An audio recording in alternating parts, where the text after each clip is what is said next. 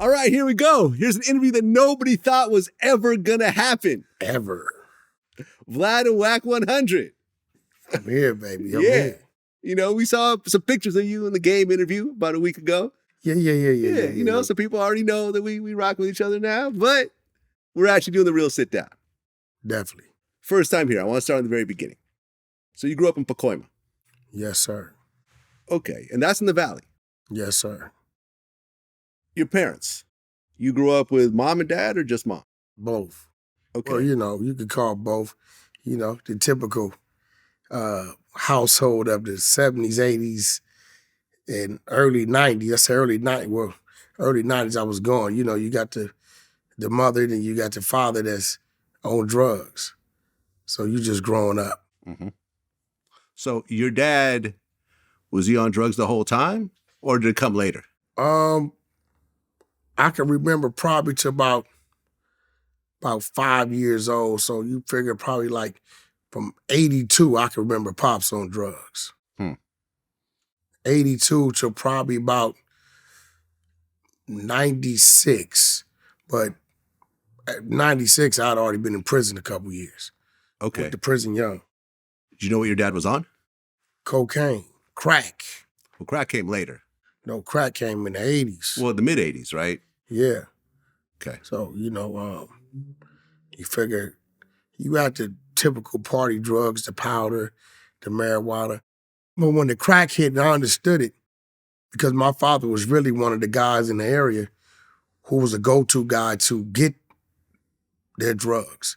So what it was people doing powder, which was a party recreational drug. It was no big deal. They were doing pills back then, you know, Red Devils and Yellow Jackets, no big deal. So when this new drug came called crack, they're like, oh, it was cocaine.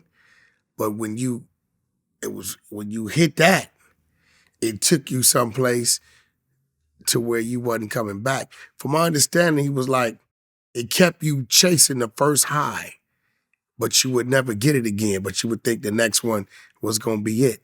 So it kept you hooked. Yeah.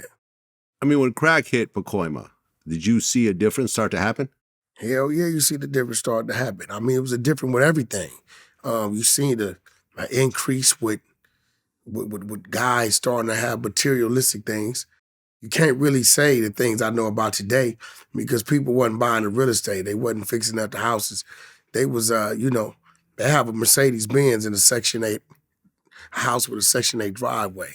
Yeah. Right? So you start to see the jury and you hear the loud music but you see your homeboy's mama in the alley. You know what I mean? So it was give and take. And it became a way of life of how to survive. So, you know what I mean? Yeah, I mean, everyone I talked to that was around, regardless of where it was, you know, would always talk about how much more money suddenly started showing up in the neighborhood. Exactly. And then with the money came the higher level of ammunition. You know, first people just had little handguns or whatever, and then people had AKs and Uzis and everything else. Because people had money to start buying this type of stuff, and the drug war started to escalate.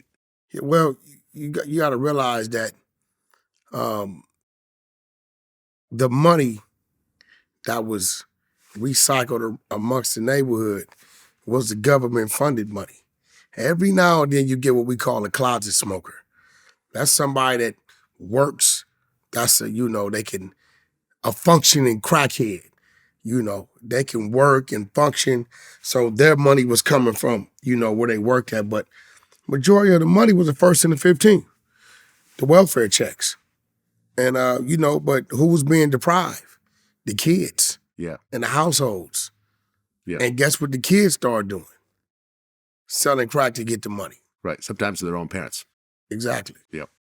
You know, I have drug addicts, crack addicts in my family. So I firsthand saw the effects of the type of thing that would happen. It was horrific. The stories I've heard, I can't repeat. Yeah, I've seen it all. I didn't see it all, man. I've seen, I think the first time I seen I wouldn't even call it a murder, probably a suicide. I was about 11, 12 years old. You know, guy was probably about 10 feet away from me. And he had a 20 gauge shotgun in his mouth and blew his brains out. What kind of happened was it was a home next door to me, and it was a drug house. But the guy that was there used to push a basket, and he would come by every day and clean up and do things. He was an ex-military guy, a guy named Jerry. He was a cool dude. It's cool. And so the people that lived in the house were gonna move and relocate up to Antelope Valley. But he still wanted to keep his house going. Mm-hmm.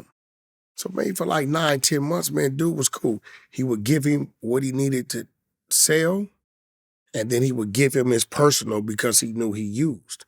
For 9, 10 months, dude was cool.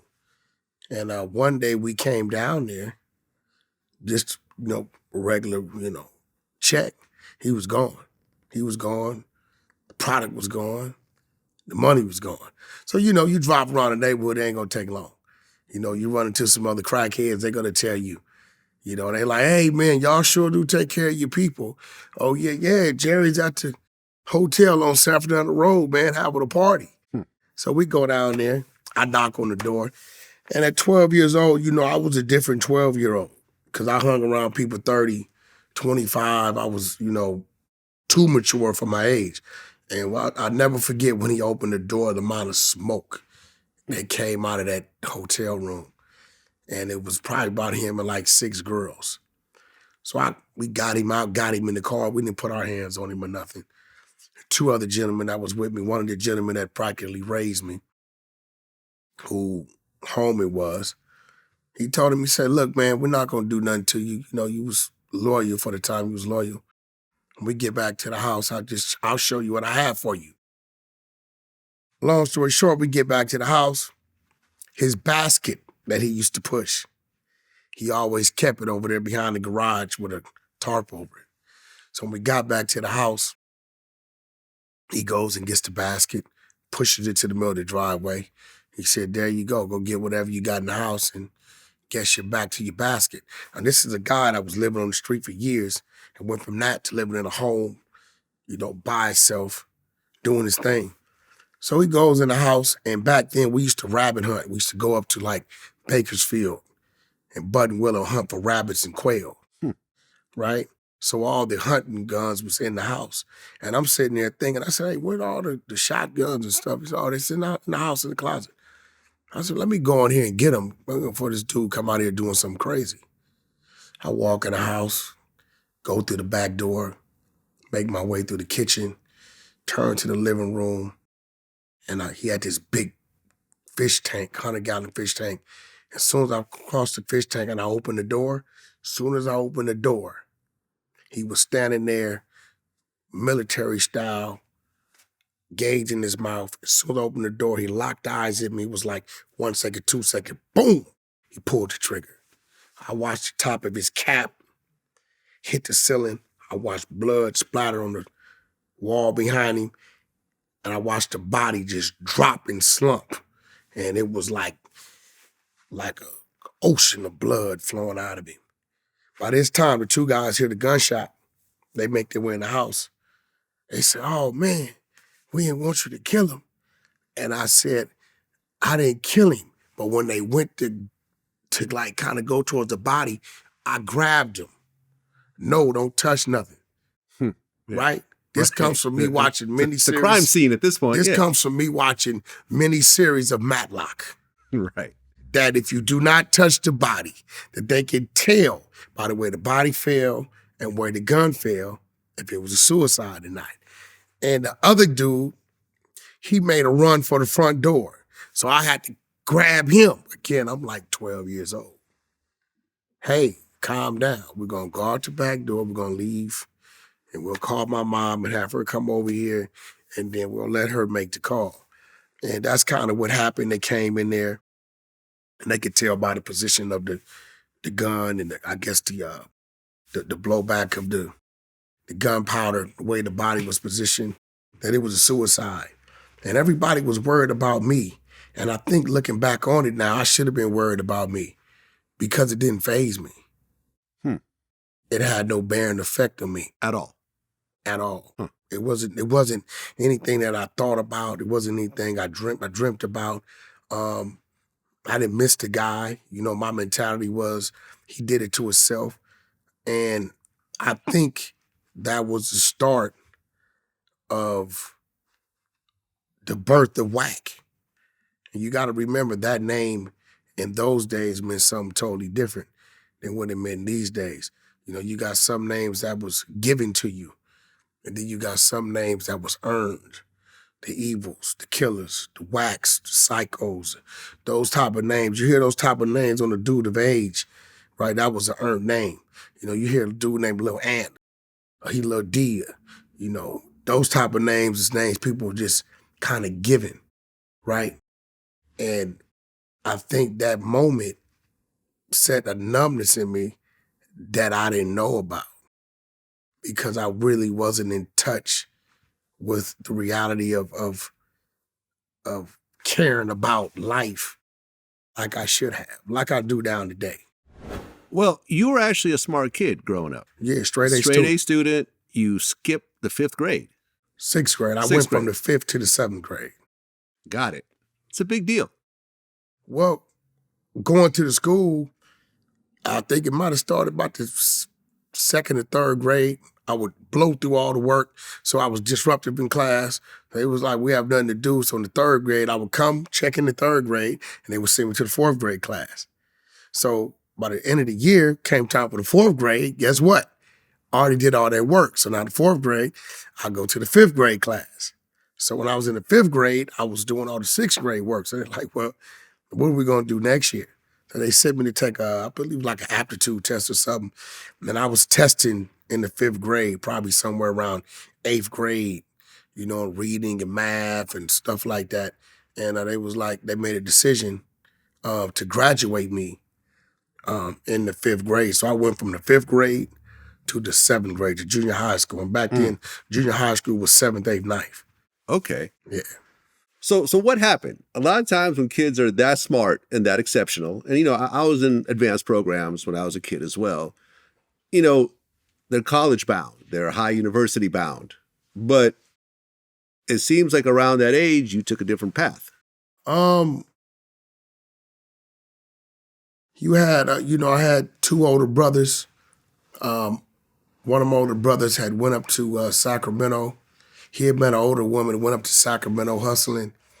Then my other brother had caught a drug case and went to prison. So at this time, it's me and Mom, right? Pops is on the streets. He's using drugs. My mother was like a stay-at-home mother, but she was the hood mom. You got put out, you come to our house, right? So I think I kind of got caught up in surviving, you know, where the next meal was going to come from, helping Mom keep the lights on, things of that nature. We could rewind. I remember back in the 3rd grade selling candy out the bathroom and mimicking what I saw my father doing. Except Right? for candy instead of drugs. Yeah, I swear to God, it was like, and my mother used to tell, hey, he's different. Stop doing things in front of him. He catches it, right? And I remember going to get a loan for $20. And at this point in time, Pops was gone. I don't think he might have been in prison. And bro, we was running like an extension cord next door for electricity, boiling water in a crock pot. And I used to have to pour it in the bucket to wash up. Wow. This is facts. Yeah. So you were living in poverty, basically. yeah. So I remember going to Smart and Final.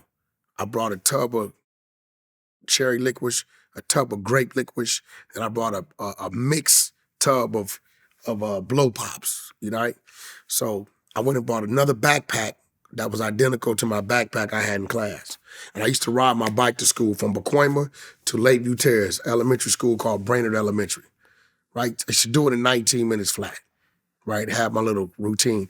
And I remember going the first day, and I'm in the boys' bathroom. This is the spot, as my father had the spot. And I'm telling everybody, and I'm passing out free candy and free liquids, letting them know, hey, if you want some more, you can get it in the bathroom. I come out at the end of the day, kind of discouraged. I'm like, dang, I didn't really sell too much candy. Maybe it's not going to work. But what's waiting for me at the corner? A whole line of about 20, 30 girls.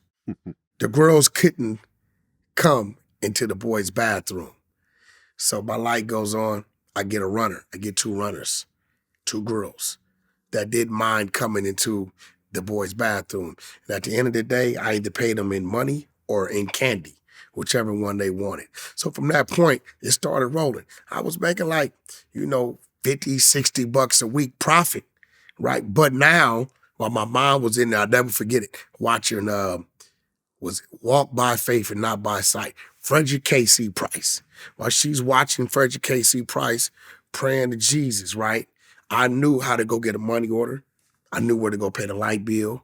I knew how to get a money order. I knew where to go pay the water bill. So at this time, I got a laid out bike, right? I got like a mongoose with the laid back seat. I'm using my candy money, I got everything I need. So I would go and pay the bills. I would sneak money in my mom's purse and I would watch her hallelujah, praise to Jesus. And I'm telling myself, dang, Jesus doing that. That's me. And I think, again, that set something in my mind later on when it came to religion. And I remember my kickball team, because I was a big kickball guy, losing.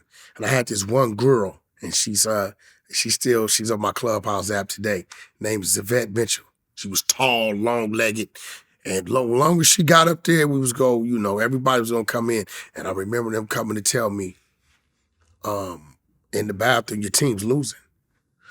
So I had a homeboy named LeChalen Broadus. Rest in peace. His name is Lil Paru. And I told him, look, come in the bathroom, work it so I can go out here and make sure we win the game. I'm out here, bro. And they come tell me, hey, you better get to the bathroom. Why? He's taking their money, but he's not giving them the candy. And I think the little girl went and told Miss Salazar. That was the little security girl, lady of the, so I rush in there, throw everything in the backpack. I run to the gate, and it's crazy because Thanksgiving, I just went by the school, right? And I threw the backpack over the gate. By this time, my father may have just came home a few days prior, but I didn't know it. So now we go to the class, and here comes Miss Salazar. Cash, step out. For what? You know what? I don't know what. So they take me to the office. They got LeChalen in there already. He has the money on him, so he's dead bang. And they come in there with my backpack that they got out of the cupboard in the classroom. So they're like, can we look in your backpack? And my father, from an early age, always taught me about the Fifth Amendment right. Plead the Fifth, tell them to call your parents, I swear to God.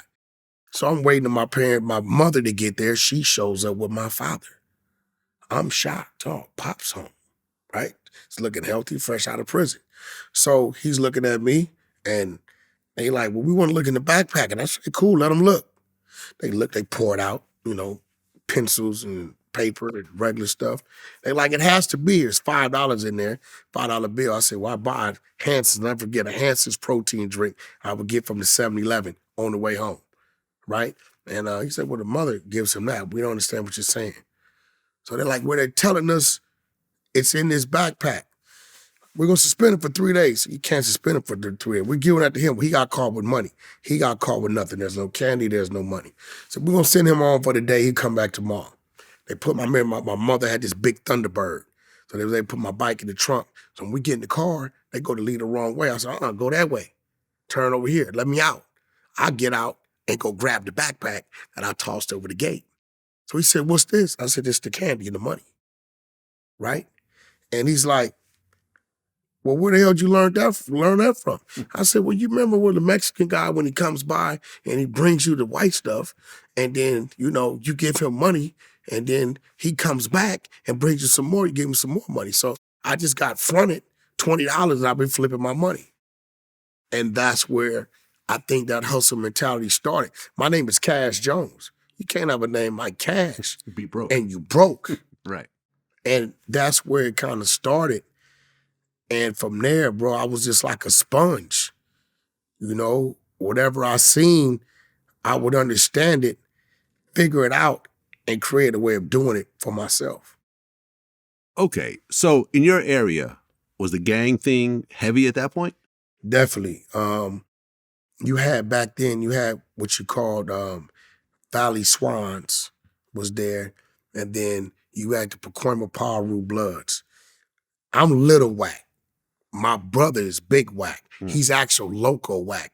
A lot of these youngsters don't know Loco was a blood word before it was a Crip word. It just meant crazy, right? It's all the Bloods use Loco before Crips use Loco. When Crips started to adapt to the name, that's where we kind of phased over to the dog thing. We start calling each other dog and stuff like that. So, and my brother was a real respected guy. You know, he put in a lot of work. So I seen it, you know, and when your brother comes home and he's blood, you know, he got a stabbing or you know, he got a busted eye, and you're sitting outside and you're listening to him talk. And they're talking about, yeah, the dude's over there. The dude's over there. So when I go to school and the little brother to the dudes over there, my mind is, we don't like the dudes over there, right? So then, you know, it's instilled in you day one, not to like the people that your loved ones around you don't like. You don't know why. You just don't like them. And then you have the thing when you're at the park and you're playing with the guys and your brothers over there on the basketball court and they get into it with the other guys. I bet this. I bet my brother whoop your ass, your brother's ass. And they come over there and they say, Cash, get him. If I didn't get him, they was going to get me. And you realize, I realized sitting in a prison cell years later, how all these things, right, was the build of a monster. Okay, so your brother was Pyru? Yeah. Okay, what's the difference? My middle brother, my older brother's from OVG. Okay, so what's the difference between Pyru and blood? Pyru's originated in Compton, as the homies gonna call it, Bompton. Street over there called Pyru Street. So whatever Pyru set you from, San Diego to Sacramento to Pacoima, Inglewood, Watts, right? The motherhood, the origination of Pyru is Compton, right? Pyru and Bloods is cut from the same cloth. If you diss to be around a Pyru, we're gonna take it personal, right? So in the city of Compton, anything with we really a burgundy bandana, but anything with a red rag is a Pyru. There's no such and such blood gang in Compton.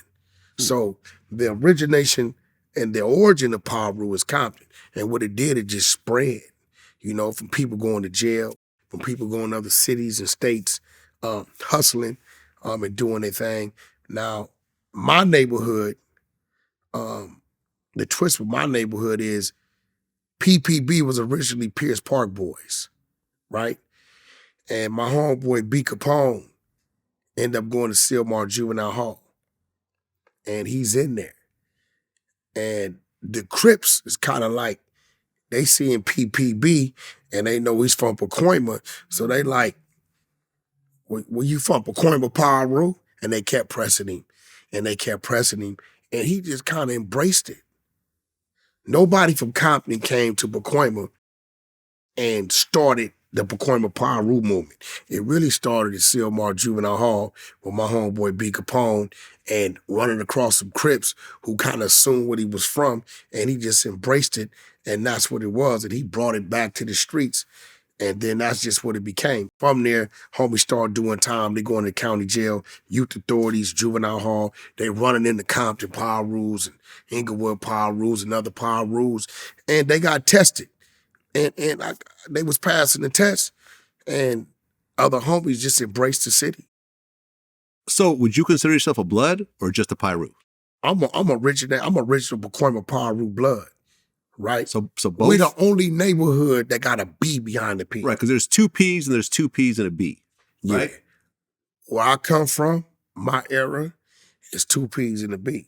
Now, my homies at the time that did what they did, understand the politics of today and how Pyru originated and how it worked. The B, right, probably shouldn't have been there, but it was there. And because it was there, we was from the valley, we embraced it, and then that's just what it was. So when you heard two P's and a B, you already knew it was Valley Pyrus off the rip, which at the time, you know, you got homies from Compton, right, finding a safe haven where we at. You know, the money was right, the drugs was there, the women was there. So you got homies, you know, I remember Nut from Fruitown coming out that way. A lot of homies coming out that way. And our projects was called the Noms after Vietnam. Because that's really what was going on in there. You just couldn't walk in there. It was a hard life and a hard walk. You know, and survival was what it was. Every time one of my homies went to jail and got out, it got a little more and more sophisticated because they would bring the ways of the penitentiary back to the streets. So PPB is a Valley Paru gang. We on the east side of Coimbatore. So were you jumped in when you joined? Definitely. What age? 12 years old, 1989. Okay. Was it a bad beating or just a little some No, homie I shit? remember, I think the worst part of my jump in is during the fight, my homeboy Baby Bullet, a few other homies, but during the fight, we kind of got towards the end of the fight where it started off with 3, 4 of them, and they was like, well, he's squabbling, y'all back up off of him, let him and Bullet get theirs in. And I tried to catch him with like a hate maker, and he ducked, and I hit the damn wall. My whole fist just opened up to the meat, right? And I think that was kind of the worst part of it. Because when you getting jumped in at that time, this is something you embracing, it's something you loving. It's like you looking forward to it. Like the pain of it lets you know that you finally made it. You know what I mean? Vlad, you know how it was when you got that first $1 million wire? You, in your mind, you're like, I made it. We understand now that we had to keep going because it is what it is. But at that time, that's all I knew. I didn't know nothing outside of the neighborhood and being a part of that movement. That's all I knew. Okay. So at age 16, you end up going to prison. Yeah. But you know, before the end, you got juvenile hall, Camp Miller. Okay. So when did you start getting arrested then? 12 years old. So right when you got jumped in, you started getting caught for crimes. I caught my first case at 12. I had an ADW non-firearm. I shot a man in the face 32 times with a CO2 pellet gun. Why a pellet gun? Because we was in the backyard shooting cannons. That is the craziest shit I've ever heard. I can show you the paperwork. But I heard 32 times, and then you tell me Vlad, the pellet I can gun. literally show you the paperwork. I believe you. It'll tell you 1989, assault with deadly weapon, non-firearm. Okay. Right? We're in the backyard shooting cans, me and 2 of my friends. That's a paintball gun. Well, they had the original Daisy pump. Oh, okay. I see what you're saying. Yeah, because I played paintball with CO2s. Yeah. I had a handgun that had the CO2 and the handle that shot pellets.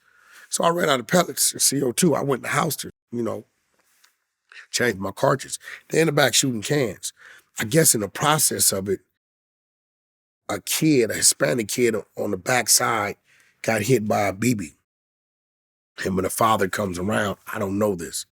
I hear my mom at the door as I'm putting my new CO2 in, I'm loading it up. And I hear some broken English saying, my son, he shot my son. And she like, okay, well, let me go see. And when I came out to the living room and he saw the pellet gun, he said, he did it. She said, no, not him. He's been in the house, maybe in the backyard. Let me go see. And I think it was a language barrier. I think he thought my mother was kind of disregarding what he was saying. And he was like, no, bitch, him. And when I heard the word bitch, I went and I started firing on him from maybe about 2, 3 feet away. And what he did was he grabbed my hand. And when he grabbed my arm, I'm focusing on just pressing the barrel on his face, and I'm pumping. And I was so close, it was lodging into his face, right? From that day, I went on the run for the first time and got my first job in the drug game, which I wasn't selling drugs. I got fired. My brother fired me. I can tell you that story, but I was on the run from that day on forward. They was looking for me. It was coming to the house, sitting in front of the house. I was on the run. Okay, so you caught a couple of juvenile cases along the way. Attempted murders, like all my whole record was violence. Caught attempted murder. I went to youth authority for attempted murder. Beat the attempted murder. Juvenile hall, possession of firearms, stuff like that. And then I paroled By the time I paroled from Fred C. Nellis, which we call Gladiator School, which in some cases was worse than certain penitentiaries, I paroled. I maybe was on maybe like 90 days, and I caught a shooting, firing into a vehicle, 2 counts of 245, firing and discharging firearms in city limits, chased him down. They ran in the house and then fired into a dwelling. I re-clipped, filled the house up, and I was on the run from there. And they caught me, and they charged me as an adult. Aha. So that was the 16-year-old charge right there. So you had what? Attempted murder? I had 2 counts of 245, discharging firearm in city limits, firing into a vehicle, and firing into a dwelling, which was a home. Okay. Now you were charged as an adult? Were you like the first minor in the California, state prison system? Because usually what they would do, they would send you to YTS, to the Youth Authority, until you aged up to 18. Mm-hmm. And then they would send you. The prison bus came to Central Juvenile Hall, pulled into Central Juvenile Hall when they left LA County Jail, and picked me up from Central Juvenile Hall and took me straight to Delano State Penitentiary. Is that legal? Yeah, because I signed off. The judge didn't know what to do with me. They were like, they sent me back to Norwalk to do a 90-day evaluation. I last like 3 days because I'm doing, some crazy shit in there. And they sent me back. And the Sacramento sent a note back to the judge and said, due to his level of manipulation and sophistication, we deny him entry to all juvenile facilities in the state of California. Oh, so they had no choice but to send you to adult prison. Yeah, so, well, no. They could have locked me up in the hole in juvenile hall, which I think it was something going on with the laws there. It was kind of like inhumane to hold me in a hole for 2 years without me doing something to be there. So I was looking at 17 years or something like that. So the judge told me, if I give you a time reduction, will you sign over your rights, right, and allow me to send you to state penitentiary? So she went from 17 to 7. Oh, man, hurry up. I want to go up there with the homies anyway. Okay, so they gave you a 10-year reduction by going to adult prison. I signed up all my rights. Okay, so what was it like for a 16-year-old to walk into state prison with a whole bunch of 30, 40, 50-year-olds, lifers? When I got on the prison bus, everybody was pretty much quiet. I was used to that bus because for us to go to court, they would have to come pick us up and they would put us in a cage. And when we got to Delano, I got in the cell, and out of like 22 of us, it was maybe like 9 to 10 blacks. Everybody was Crips, was me. Where you from? I'm a YA baby. I got an 18-inch bicep. I figure, hey, it's gonna be what it's gonna be. I jumped up and I banged my neighborhood. And it was this dude named Big Fish from Rolling 60 Crip. Because they said, we got us one. So 3, 4 dudes hopped up. And Big Fish from Rolling 60s got up and said, nah, that ain't happening. He claimed his neighborhood. He did what most y'all wouldn't do if the situation was in reverse. And he said, one of y'all can get out with him head up. Youngster looked like he got a squabble. Just know this. Whoever lose their head up, I'm going to make sure the yard know that you got your ass whooped by a minor. So everybody kind of like chilled out, like, a dude old enough to be my little brother, my son. And they kind of chilled out. And I went to reception, and they put me in cell with a G homie named Baby Wayne from Villagetown, Paru. And I think at that point is when my penitentiary training started. Because he had been to prison 2, 3 times. The good thing about Baby Wayne was a knockout artist. And when you a young Paru in the cell with a G homie, you're going to fight at least 3, 4 times a week just because. So, he kind of got me stronger with my push-up game, my physical game, and he made me squabbling him every day, almost. So by the time I left there, I hit Soledad. And Soledad was really, that was the birth. That was the birth of CK Wack. When I hit that yard. CK stands for? Crip killing. Okay. See, I was Lil Wack. From there, I went to CK Wack. right? And then from there, Wack100 is an entertainer's name. It's not a street guy. He's an entertainer. Okay, so you go to prison in 94. Outside of your situation, I'm just kind of setting, Yep. the backstory. In 1997, while you're still locked up, Suge Knight gets sentenced to 9 years in prison for kicking Orlando Anderson during the whole MGM fight for a probation violation. Joint suspension, 9 years, yeah. Exactly. You get out in 99.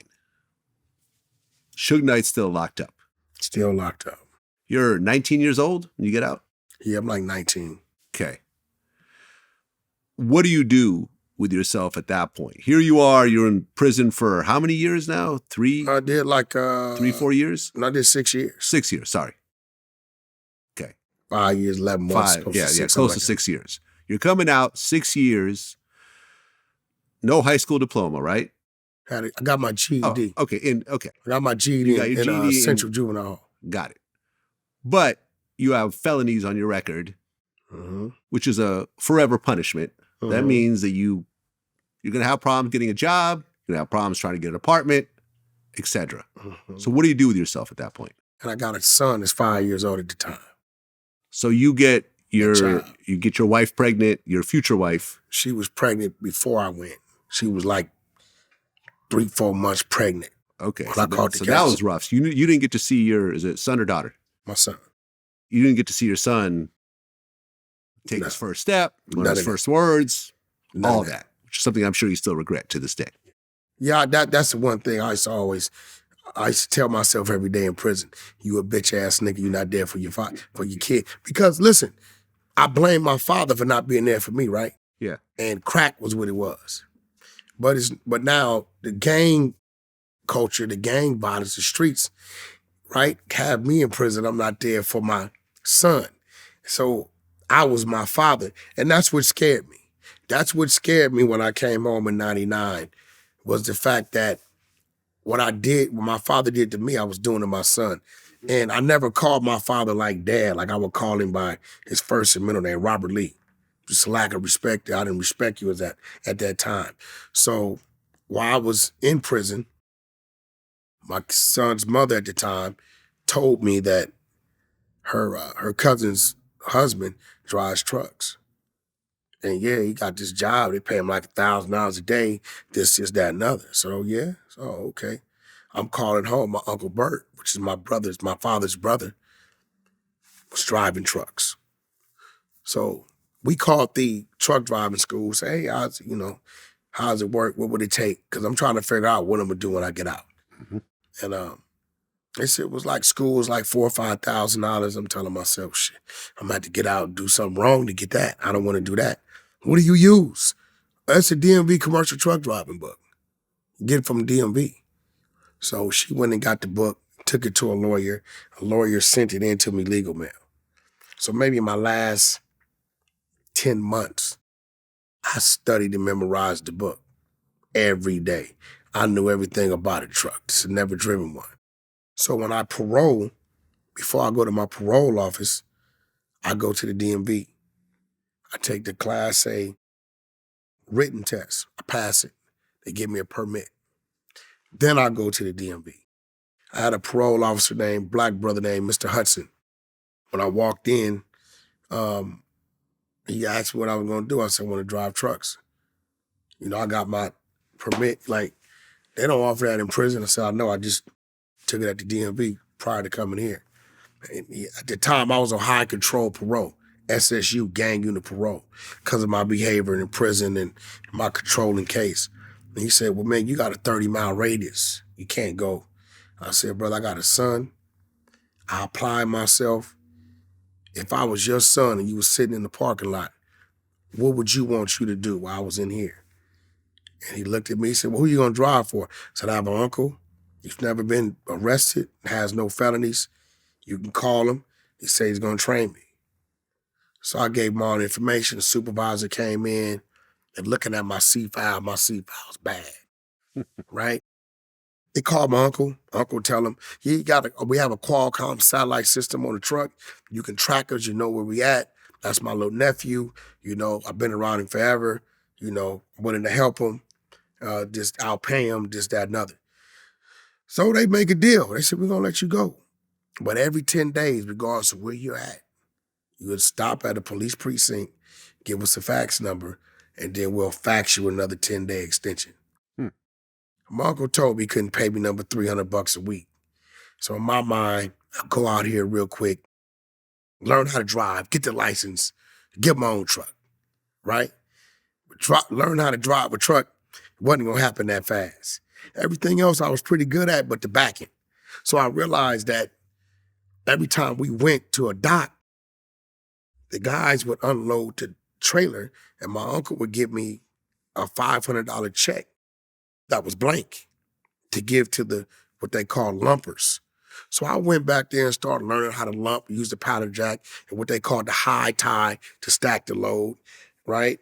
Because I'm telling myself once again, here comes a little cash, right? I'm making $1,200 a month and I'm trying to support my baby mama and my son, and the streets is calling, but I know I can't do that.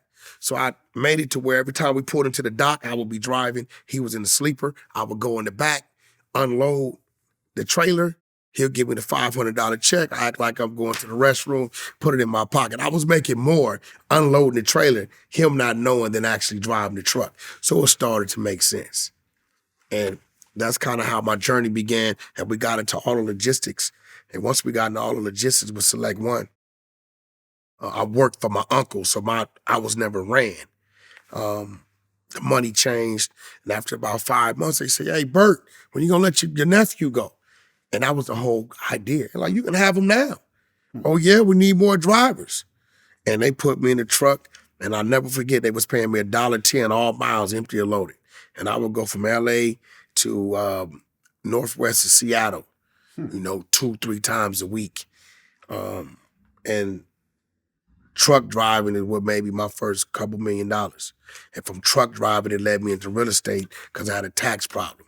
And from real estate, flipping real estate and truck driving, from like 2000 to 2005, that was my hustle.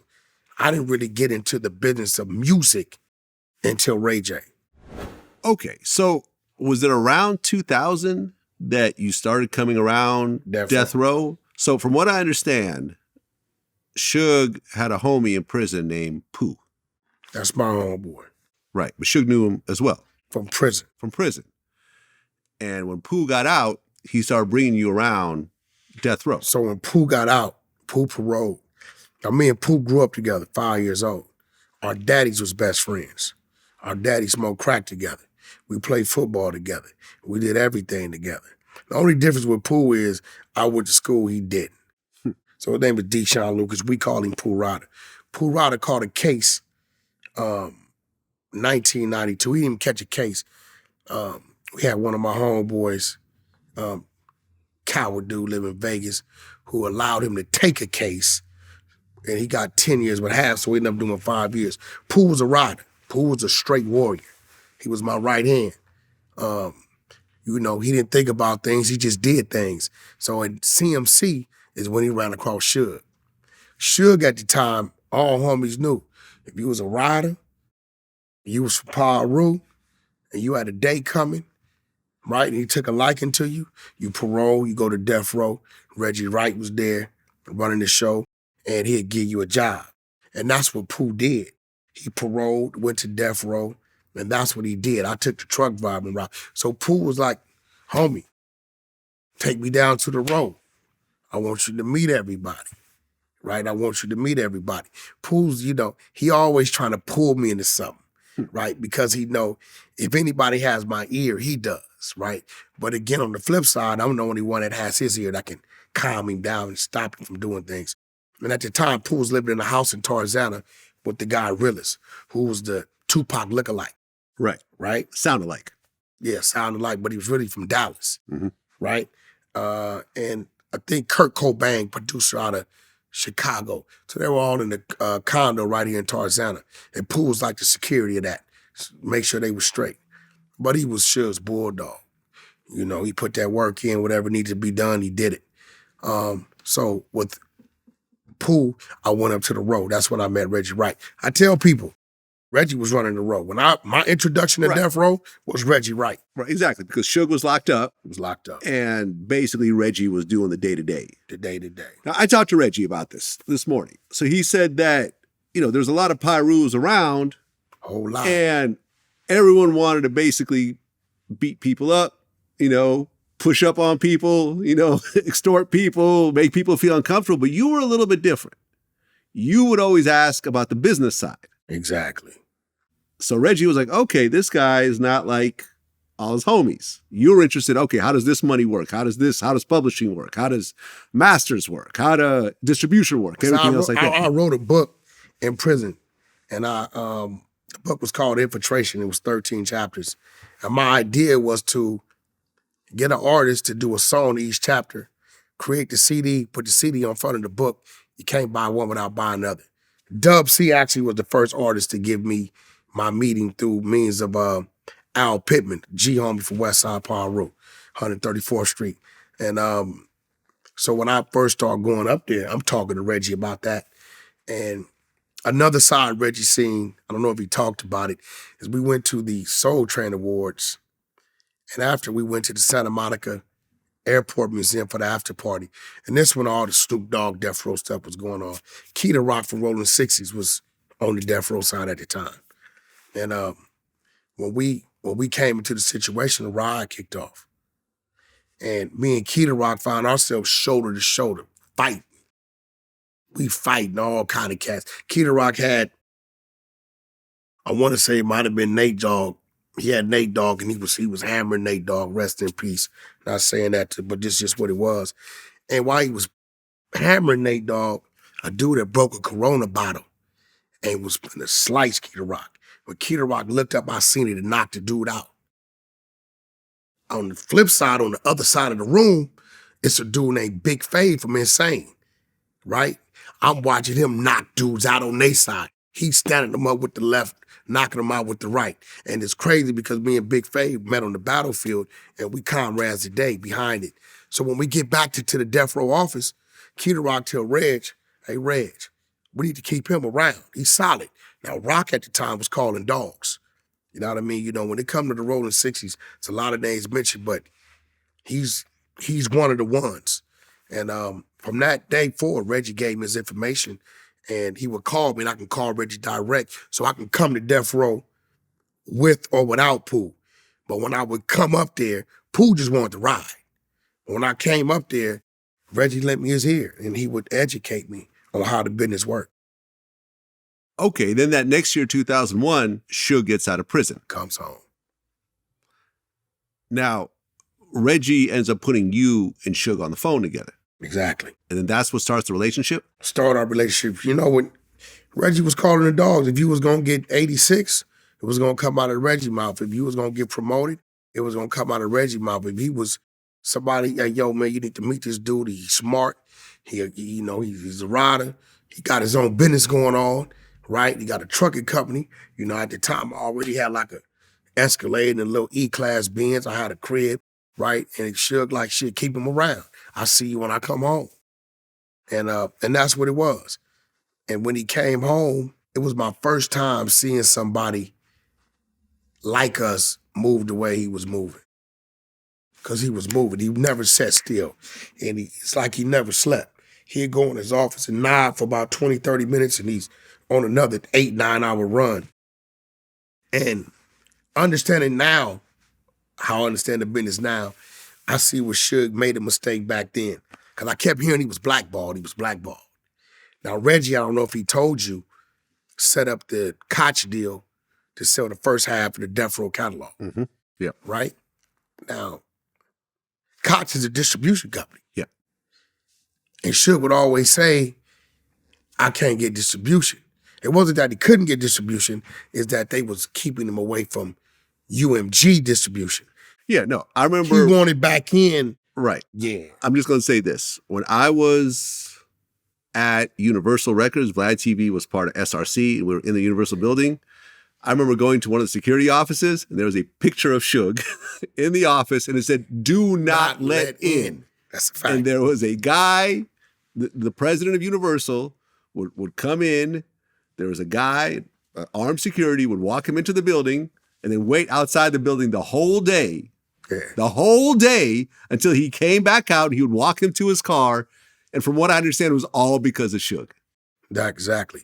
So back then, I just, like, the homie, they won't give me distribution. I didn't understand it. Red just teaching me the game. And later on, I understood it because my first distribution deal come through Koch E1. Yeah. So it wasn't that he couldn't get it. He just didn't want the independent distribution, because I guess to him, it'll look like he's been downgraded from where he was from. Yeah, I mean, 50 was calling Koch like the graveyard of music labels and stuff like that during that time. And yeah, it wasn't as prestigious as being with Universal or Sony. But he could have, back then you had Crooked Eye, you had a young Crooked Eye. And Crooked Eye was the thing of the West. He was hot. You had Eastwood, which we called him Problem Child. Left Eye was over there. Left Eye name was Nina. I was there for that. I was there for all of that one. We had her living in the condo with Ray J on Wilshire. Right. Ray J was hanging around also. No, Ray J was there. Yeah. Right. And we kind of had Ray J kind of babysitting her until we came up to the, it's my first time probably coming. I think it was a penthouse because the elevator comes up in the living room. Right. And I remember me and Suge coming up, and when we opened the elevator, she standing there with a baseball bat. She didn't bust all the artwork off the wall. Ray J's in the hallway, bug-eyed, right? She's like, motherfucker, I'll kill you. I told you not to play with me, right? And the only thing I remember about her is Andre Rising House being caught on fire. Yeah, right. I remember her rolling her weed in onion peels, and I remember her carving hate in her arm. At the time, the realist was writing all her raps at that time, her name was changed to Nina. And Suge was like, chill out. We're going to go to the yacht, take a ride, and such and such and such. He had a big yacht, like a 110-foot yacht, parked in the marina called the P-Funk. I believe one side it might have said Simon, and the other side it might have said Bompton. And me, him, and her, we went to the yacht. He said, baby, go downstairs, shower up, freshen up. And I remember him taking me to the motor room and showing me these big-ass boulders, and I had never been on nothing like this in my life. And I remember he told the captain, listen, we're going to jump off, take her up the coast for a day and a half, turn around, come on back. And I remember him telling me, shit going to cost me probably $70,000, $80,000 in fuel to do this, this, that, and other. So we jump in this car and we leave. And we get 10 minutes away, 15 minutes away, and Suge gets a call. It's the captain. Mr. Knight, I think you need to come back. Left Eye behind him with a butcher knife on his neck. Motherfucker, take me back to the dock. So Left Eye was crazy in real life. Oh, yeah, crazy. It's a fact. Huh. I'm going to tell you what this leading to. So he tell her, bring her back in. He bring her back in. He like, yo, man, just get her up out of here. Comes back in, we get her packed, get her up out of here. That's when she went down to Honduras. Yep, then she dies. That's when she passed. Yeah, I've interviewed Andre Rison. I mean, he did his best, but at the end of the day, it just was what it was. After she burned down his house and everything. Yeah. I'm going to be real in defense of her. She was cool. She just didn't like people playing with her and lying to her. And I think that's what people was doing. And she would snap, and her snap was serious. Then in 2002, around the time that Left Eye passes away, Reggie Wright, he leaves Death Row. Him and the homeboy Bob Gotti, because Reggie and Bob Gotti was real close. And I think it was some hate going on. They started telling Suge, yo, Reggie was doing this. Reggie at the time had a plum or a brown, a S500 to 550 Benz, and I believe Reggie had invested his money into beauty salons or something like that. And Suge was a different kind of dude with his people up under him. That Simon was serious. This is why I would never put on the Death Row chain.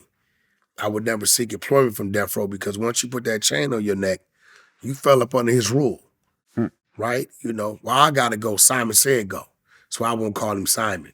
And I think people started telling him that, Reg was doing this and doing that behind his back, which he wasn't. He was running a business, running a company.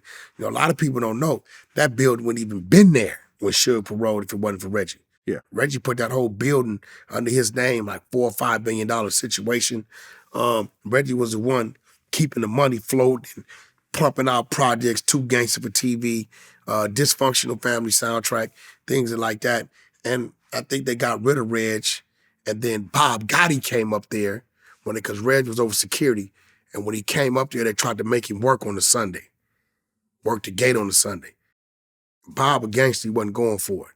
Bob, the type of dude that have a handcuffs, mace, 2 knives, ability, that was just him, how he moved. And he felt like because they got with the Reg, they was trying to get rid of him. And then when that happened, it was like when Reg left and Bob Gotti left, Bunch Real was over security. Lip Dog, Timmy Rule, people like that. And it kind of like everything should kind of like was on a rampage. It was no order. Reg was the voice of reason to Suge. And he just, everything started crashing. I remember reading in the newspaper that Death Row was lost.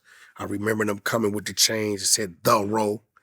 I remember these things. I remember real estate being took, vehicles being took, and I saw the fall of Death Row. I asked Suge one time, why you not going to court? And he was like, nah, gangsters don't go to court. I said, civil court. This is how he lost the company. That's how he lost the company. Yeah. I watched Not showing up to court. That's where Lydia Harris ended up just winning by default. Yeah. Right.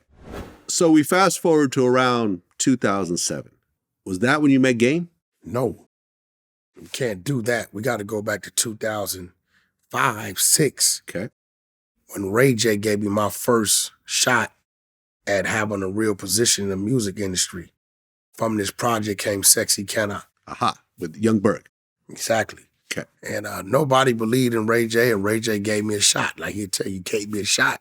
He'd like, let's do it. And we would jump on the planes and go to New York. We doing things, trying to figure out. It was a guy working up on the Shack, on the running point at the time. The label was up on the Shack, Deja 34, but Shack don't really care about R&B music. So he wasn't tripping Ray J.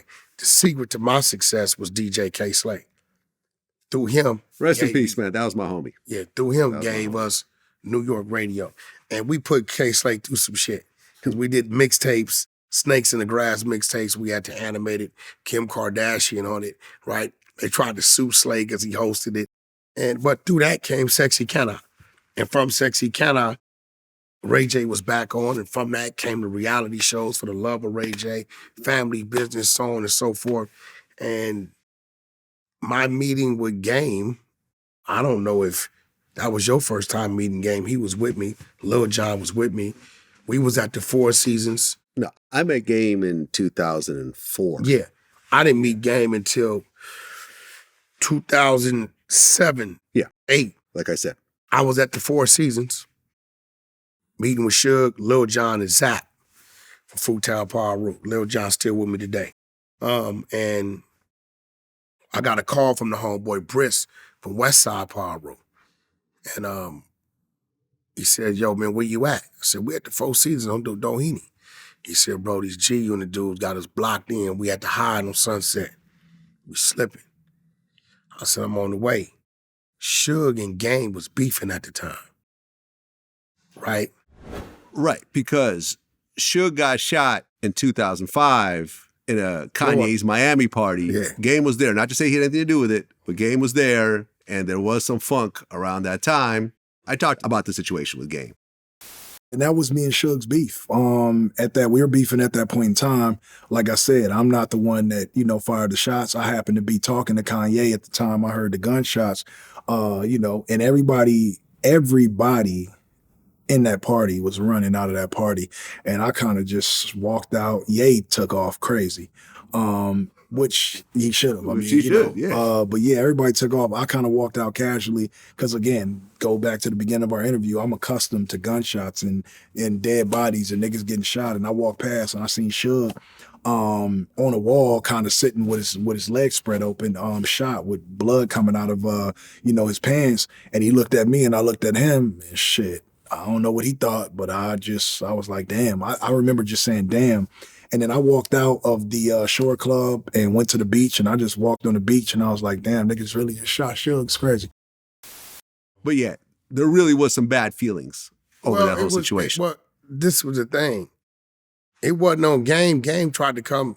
He tried to sign to Death Row, and Yeah, early on, before Dre. Yeah, he didn't want to. And I think really what Game was caught up in, because he was associating tied to Dre, and at the time his manager was Jimmy Hinchman. Yeah, right. So the shooting, he knew Game had nothing to do with that, right? Because a lot of that transpired later on my phone. You know, I've seen some things happen, right? So Game raps about our meeting in one of his songs. He said, "Let me tell you how I met my nigga Wack. When I met him, he wasn't always to the good. He was with Suge and things like that." That's what he said. So Suge says, "Fuck Game. He on his own." I tell Suge, that's a power rule. We can't leave him on his own. I'm out.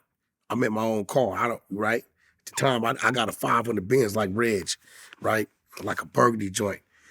Lil Jon and Zap, I just met for the first time right there. I mean, we probably been knowing each other 10 minutes, right? They follow suit. I pull up. I see Game and Entourage and the homie Briss, who called me, and I pull up. It's about 40 people on the sidewalk. They got white beaters on, gloves on, right? G-Unit had 40 people G-Unit, that blocked him off. West. Yeah. So this is like Spider Spotlow Loc movement. Right. Right? I believe the little group from New York was there with him too, right? They was there too. It was about 30. Mobb Deep? Yeah, Mobb Deep, believe they was with him too. Okay. It was like 30, 40 up there, right? So when I pulled up, I pulled into the circular driveway. Lil Jon and Zap park in the middle of the street. I know Spider Loc. He ain't got no problems, right? So they go to talking about the G-Unit Black Wall Street stuff. I say, listen, y'all bring 50 out, the homie will get down with him, but this look like some gangbang shit. That ain't happening. About 3 minutes after we pull up, Suge has the red hardtop Bentley at the time. I guess he liked the homies and went, I'ma go. He pulls up. Lord knows what's going through Game's mind at the time. Because he sees me, we have never spoken in life. Only thing he knows is I'm riding with Suge. He sees Suge pulling up. He got these G-Unit West guys on the sidewalk, and I don't think Briss had told him he called us. Conversation goes on, you know, we reason with it, you know. They had the bodies, you know, but we had the equalizers. And, you know, we come to agreement that they just gonna give Game a pass that day. And everybody was gonna go their way. And that's the day I met Game for the first time. Okay. And then Game is at Encore Studios working on the LAX album. Mm-hmm. And that's when you guys really connect. I started managing an artist named Stacey Adams. Right. That day I left, I didn't leave with a phone number. I didn't leave with nothing on him. I started managing an artist named Stacey Adams.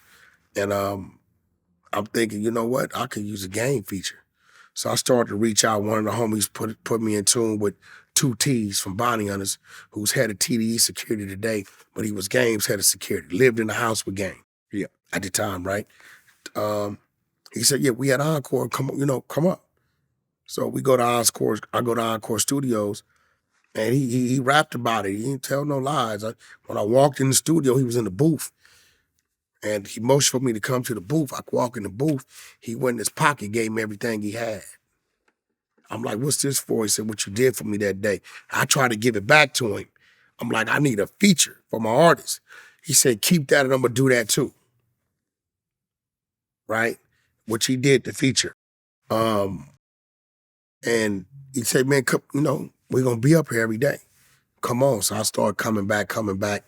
And that's when he told me, like, look, man, some things going on with my management. I see you did a hell of a job with Ray J. He like, won't you kind of step in and let me start sending some stuff your way? But you're gonna have to deal with my management team however you deal with them. Right? Because Jimmy Hinchman had the paperwork on him. But he let me know he was trying to ease his hand out the lion's mouth. Right? And that's how our business started. There was some clashing with me and Jimmy and his team It was some clashing because I started booking shows. Me and my boy AD was working K-Day. I'm booking game on shows and they seeing these bookings. They like, what's going on? So they get a hold of my number and they called me. They said, hey man, we represent, I believe it was like Czar Entertainment or something like that. Tony Martin and Brother Delaney. You know, Brother Delaney, good dude, good people, right? And they called me and they're like, hey man, you know, we represent this, you can't be doing this. And, you know, I'm kind of like, you know, I'm like, I already know what time it is. I said, listen, that's a power rope. You ain't gonna tell me what business I can and can't do with no power rope. Now, the Suge mentality's in me of how I seen him handling business like that, right? And they like, hold on, we want to get our boss on the line. So they get Jimmy on the line. Jimmy comes on the line. Yeah, who's this? It's Wack. What Wack? Wack from Power Rope. Oh, bro, you the one? Yeah, me and Jimmy know each other. He like, well, Wack, you know, listen, man, we don't mind giving you a finder's fee. You got to send the business our way, negative. Ain't nobody from New York gonna tell me on the West Coast how I'm a book of Power Rope. Ain't gonna happen.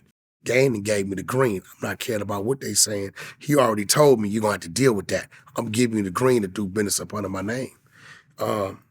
So they like, well, Wack, you know, we got paperwork. I'm like, that's cool.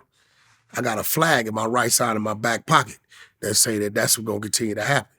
They like, well, you know, well, I tell you what, throw it in the pot, we'll chop it up with you. I said, well, I throw it in the pot if you chop up the whole pot with me. Until then, you eat what you kill, I eat what I kill. Okay. And that's just what it's gonna be. Right. And the backdrop as all this is happening is the Game G-Unit beef is still going strong, and that's when Jimmy Henchman's son got slapped up by the G-Unit guys, which took it to a whole different place. Right? Exactly. Because by 2010, a few years later, Jimmy gets arrested for the murder and the drug dealing and everything else like that. Which is, I don't know how he knew. But Game knew something wasn't right, something was coming. Yeah. So he was trying to ease away. Right. Because Jimmy ends up getting life plus 20 years. Exactly. By that time, I'm in full-blown position. Right.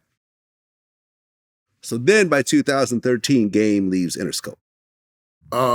Interscope, let's correct it. Game was never signed to Interscope or Geffen. Well, he was Signed to Desperado. Well, Desperado came later, right? No, Desperado was signed day one. That's okay, K-Dog. got it. My bad. That's K-Dog from Mansfield. Got it. Then you had, you know, my boy T-Bunny was over there, and my boy Dougie D was a part of that. And D-Mac. D-Mac, I believe, from what I hear, is who sold the management contracts to Jimmy Henchman when K-Dog had went to jail. So that's how all that happened. So Game was signed to 6 albums with Desperado. Desperado had a 5-album deal with Interscope with the option. Jesus Peace was the 5th album.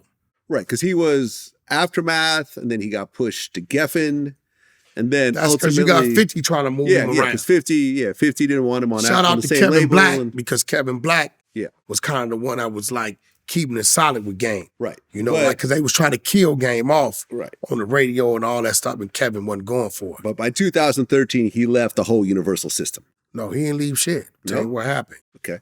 They didn't want to exercise the 6th option because prior to Jimmy Iovine had worked it out that him and 50 was going to come together, shake hands. They can't pay Game like $1 million to do that. Yeah.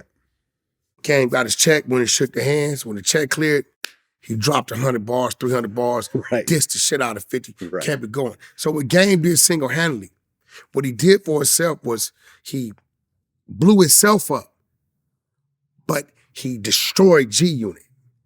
Business-wise in the building, Iovan's not liking this. He's like, yo, you killing off my group. Yeah. A group that I put you in, but Game is blowing himself up. Game is doing what he got to do. He's fighting back. He on the coast is standing behind him and he riding, right?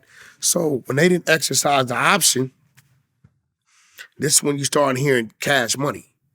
Cash Money. Him and Tiger did the little chain exchange for Cash Money down in Irvine on the show me and my boy AD was doing with Live Nation, How the West Was Won. So we go to Miami to record. Cool and Dre, they love Game to death. They love the team to death. They opened up their studio. Game, as long as you need it, it's love. We built this studio on money we made off of you anyway. So we at Cool and Dre studio, and I had a conversation with Birdman, and Birdman was like, "Yo, I kind of hear he signed to somebody else. It's just not a release from Universal." Now we go back to my Juvenile Hall roots. T-Money from Mansfield, who had the artist Dollar. I don't know you about it. Yeah, I know Dollar, Dollar, right? Yeah. Rest in peace. Rest in peace.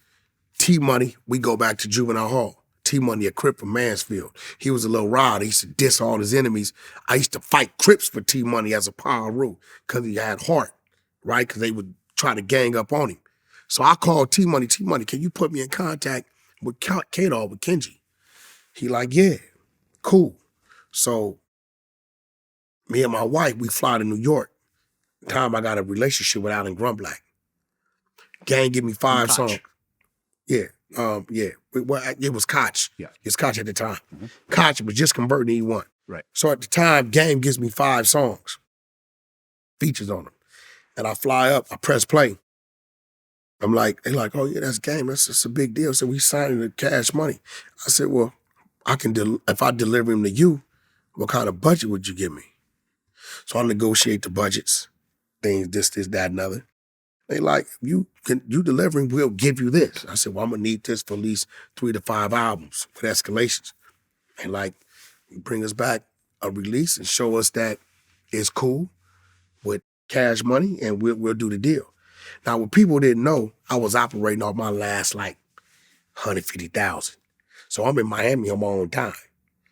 I'm flying around on my own dime. Call T-Money, he set the meet up with Kenji to meet at the Montage in Beverly Hills. Jump on a plane from New York, come to LA. Go in there with, sit down with K-Dog, meet K-Dog and my wife, and I bring him a cashier's check.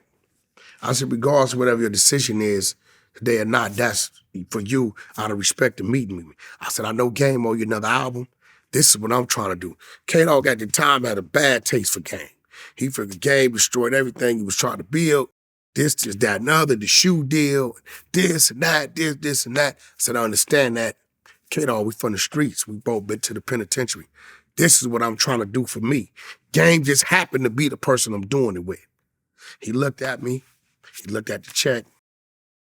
He said, whether the decision I make is mine, I said, it's love. He said, I'll tell you what, if the next project come out under your company, under your name, I'll sign off. You give me the splits I got from Universal, you take the hit, right? I'll let it happen. We did the paperwork. I'll fly back to Allen, tell Allen I got the release. He said, it's not Cash Money. I said he wasn't ever signed to Cash Money, he signed to Desperado. This is where Year of the Wolf comes from. Year of the Wolf was me fulfilling an obligation. And if you paid attention, it was probably about 4 to 6 months after Year of the Wolf, we dropped Documentary 2, 2.5, the double CD. Red bandana, blue bandana. And that was the rise of Wack100. Actually, Wack100 wasn't created yet. It was Wack. Right, because 2013, that was around the time all this was happening. That's when you and I met. Exactly. At the Ray J featuring Game. I Hit It First. I Hit It First video. Yeah, no, Game wasn't on it. Well, I thought Game was supposed to be on it, but he didn't show up. Yeah, he didn't show up. And I had the Kim Kardashian lookalike. Right. And let's just talk about what happened. So I met you for the first time. I was my man, Big E, my security, who's right here next to us. Yeah. Right. So me and you start chopping it up. I was invited by the director of the video. So I'm just there kind of hanging out. I'm like, hey, can I take pictures? The director's like, yeah, cool. I mentioned it to Ray J. Can I take pictures? Cool. I didn't say what exactly I'm taking pictures of, which was my mistake. Some bullshit, Black. Which was my mistake. So the next day, I post the pictures. No, ain't no next day. It was the next day. Midnight. Okay, midnight. I woke up. Fine. First of all, Vlad, so you rolling through it. Let's talk about what you took pictures of. Our whole rollout and gimmick to this song, I Hit It First, was we had a Kim Kardashian lookalike. I didn't know. I didn't know this whole secretive thing. And her name was what like, I'm saying? Like I said, I'm Liba wrong. Lopa or some shit like that. I'm wrong because I didn't go through the proper channels and everything so else. So when you like release, all hell breaks loose. all hell break loose. Me and you get on the phone. Jig is up. Me and you get on the phone, and an argument ensues. I'm hot. You're hot. And I start to apologize, but you're not having it. And then, it starts to escalate. You start saying, I'm going to have you killed and everything else like that. I didn't say that. You said something like that. I said you're going to fuck around and get touched. Okay, something like that. You dealing with a different whack at the time. It's a different whack. Yeah, yes. So at that point, I'm like, all right, this is going to be probably the last conversation I have with this guy. But ultimately, it got taken down. We was trying to find you too, boy. You was hard to find. We was trying to find you. We was trying to find you. It was hard to find. At that time, you got to remember, we was still like, you were still thugging back then. Yeah, we were moving in the But streets my a little thing bit. also was like, all right, I mean, I'm still a man. I'm not going to sit here and just bow down to anybody. So like, all right, cool. Did this happen? And you went wherever you went. You weren't moving around like that. You knew the heat was on. I was in LA. You got to remember. I was in LA the at whole this time. point in time, I got the Insanes with my man Blue. Mm-hmm. We got the 89 East Coast with my man Deco. We got the whole Power Rule card. We got the 60 card, because me and Big U was like this at this time. Shout out to Big U. Right? So it was a movement. Yeah. And everybody knew that Wack is hot at Vlad. And Vlad would get on that phone, and what he was good at is talking his shit in a very intellectual way that irked the out of me. Because everybody else, we knew where to find him. Right. You don't know where to just find Vlad. Yeah. And you moving with my man. One thing I remember about my man, he had the gun around his thigh. I never forgot that. You had like a holster or something, and your gun was around your thigh, right? And leg strap. your leg strap. I remember. I still remember that to this day. Listen, man. It was 10 years ago, and like I said, you and I both made mistakes during the process of doing this. And I admitted it to you, and you admitted it to me. And later on, we talked about this. So it's cool to just kind of air it all out, because people are always wondering, what is it between Vlad and Wack? So now everyone knows. Yeah, I got straight from the horse's mouth. Yeah, it wasn't one of those things where it's one of some lifelong thing. I was mad at the time, pissed off for a couple weeks or so, but it blew up. But it was so much that was said, right, to where you like, yo, dude on some other shit. And I'm like, yo, dude a snake. So that's just what it was. I mean, it really wasn't no money. I did great off the album. I put that out through End Grooves Independent. Right. And later on, when we talked about it, I said, look, we could sit here and argue about what happened, but at the end of the day, you and I made millions since that day. And that situation had no effect. No, that's none. None. Literally. So what's the point of keeping this grudge? Listen, I'm watching you. And I understand it now because I'm now kind of in your shoes.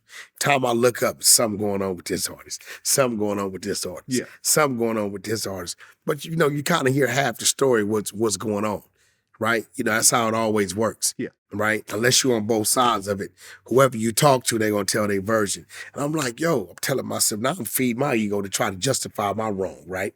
I'm like, yo, I wasn't wrong what I said to Vlad. Look what he just did to such and such. And look what he just did to such and such, right? And then as time goes by and I get in those bigger circles, I'm realizing what happened with you with such and such was really such and such did something. Yeah. It wasn't you, right? So, I sat back and I watched you, and then I would hear people that we was both acquainted with, like Adam 22 or Reggie. I said, Reg, man, what's going on with Vlad? No, Ray J called me one day. He said, man, Vlad's still mad. I said, what you mean? Well, he trying to get something done. Okay, yeah, because you said anybody associated with Wack. I ain't working with him. I ain't working with him, right? I said, yo, he's still tripping like that? Right. Well, because the thing is that there was a discrepancy when I talked to Ray about this was when you and I had that argument, you put Ray on the phone. Yeah. And Ray J said that I never got on the phone. So I'm like... No, y'all was definitely on the phone. That's what I'm saying. So when I talked to Ray J, I'm like, listen, like... My whole thing, because me and Ray J go back to the SRC days. Yeah, I knew Ray J before I ever met you. I'd interviewed Ray J. Ray J was signed to the label I was working at, SRC Records. So me and Ray go on. So I'm like, Ray, like, why would you get on the phone when this is happening with your man? When you know me, I wouldn't let one of my people talk crazy to you. No. See, that's the problem. See, but that was my rationale Y'all at the time. both see Ray as the R&B singer. Yeah. Ray J Poirot. Okay. He on the phone with a G homie. Got it. He ain't got no chance, no Okay, fair option enough. but to stand with me. Fair enough. Right? But my So- whole thing was Ray was denying he was ever on the phone. No, he was on the phone. So I'm just like, okay, I'm hearing your voice. I know you. No, he was on the phone. Just tell me you're Because on the you phone start and we can popping get it. over it. You start telling about the producer, whatever, and you was like, I'm like, I'm telling you, you're lying. So that's how Ray J ended up on the phone. The director. He Yeah, definitely director. was Right. on the So phone. anyways, man, it was a whole clusterfuck. Yeah. But at the end of the day, it's water under the bridge. Yeah, definitely. It's water under the bridge, which is why we're talking You now. seen how easy it was with the game thing. It was easy. Right. And we'll get to that. Okay, so Game drops documentary 2, which We you're dropped Year of the Wolf, then we dropped documentary 2 by 2015. Right around that time, this white rapper out of Miami, Stitches, starts to act out. Starts dissing Game, and then Game was in Miami. He's rolling around the show. I think he spit on Game's car or something weird. We were like in that. Club Story. Right. Shout out to Headliner Mike. We was at Club Story, and everybody doing Story, the Wi-Fi is horrible. It don't nothing work. So I guess people trying to text us and tell us, but we don't know. I didn't know nothing about the Stitches. I never heard of a Stitches. I didn't know nothing about it. So by the time we come out of Club Story, I'm on the curb talking to Headliner Mike. The Game and the team was in the middle of the street, and we see a white Porsche pull up. And Mike said, yo, that's that white dude that been spitting on y'all cars. I said, spitting on who cars? Because we didn't know, right? He been spitting on all y'all cars, talking about he looking for Game. Mm-hmm. So I said, hold on, Mike, let me go on out here and, see what's going on. I said, Gang, what's up with you? You know this dude? He said, I don't know who it is, right? Stitches, they got the police got Stitches on the hood of his Porsche. He's probably about 20 yards away from us. And dude come off the Porsche, Debo status, like, fuck up off me. And he walking up. Stitches is a pretty big dude. They by let the him way. go. I don't know. I'm looking from a distance. Stitches about 6'5", Yeah. 280, 290. Right. So when he walking up, my little Haitian team over here, they on something different. It's like 19 police out there. I weighed them off. So I'm like, Stitches and 3 other cats. Stitches leading the group. He about 7 steps ahead of them. He like, you bitch ass motherfuckers, y'all don't run nothing out here. And whatever, Dade County, wherever we saying, you county niggas, whoop-de, whoop-de, whoop-de, whoop-de, whoopty, whoopty, whoop. I'm like, who was this? He said, we don't know. I said, listen, I got him. Don't nobody, don't rap back, I got him. I can't front. The closer he got, the bigger this dude got. Right. And he's heading right towards Game. He walking, Game is here, I'm pacing in front. It's Game and like 4 homies. And I'm pacing in front of him. And I'm telling him, I got him. Just let him get close. I got him. And he walking up and he talking this shit. He going straight at Game. Game, use it this, use it at the top. Game was on probation. He had just fought a case or whatever. And, now this is not manager artist. This Paul wrote. It's the little homeboy. That ain't finna happen. So the closer he got, I'm telling myself, God damn, this fool is big. This dude got one of them O.J. Simpson heads. You met O.J., you know what I'm talking about. It ain't normal, right? And he doing his thing. And I had to tell myself, either I gotta knock him out or I gotta hurt him enough to take him to the turf, right? And within doing time, I mastered this overhand right thing. It always got me out of trouble. If I'm fighting somebody and I see these little stars, I can land that overhand right, it'll buy me some time. And the closer he got, I was like, God damn, I done did it now, but I'm already in the storm. I never forget. I told myself and I said it and Game heard me. I said, you the motherfucker killed my brother. And I got off. And I landed to overhand right and knocked him out. Now what happened was I see the other 3 people with him. So in my head, when you knock out one of ours, we're gonna rush you. So I'm figuring they coming. I done came out my shirt to keep them from grabbing my shirt. I'm back on the prison yard now. And when I went to engage combat with those 3, the police officers thought I was coming to stomp Stitches out because he's out. And they hit me with the taser. I don't know I'm hit with the taser. I didn't know this part. I had no idea. You can pull it up on TMZ. No, I believe you. I'm hit with the taser. When I come to, I'm laying on the ground, it's starting to sprinkle. I hear Game's assistant Lolo screaming my name. I'm like, fool, get up. I go in survival mode. Get up, somebody must have dope fiend you. I don't know I'm being tased. So when I go to get up, the two officers are like, this fool must be on something. They hit me again. They tase you again. Okay. The second time, I knew I was being tased. Remember back then, the plank, I'm planking like a motherfucker on the ground, right?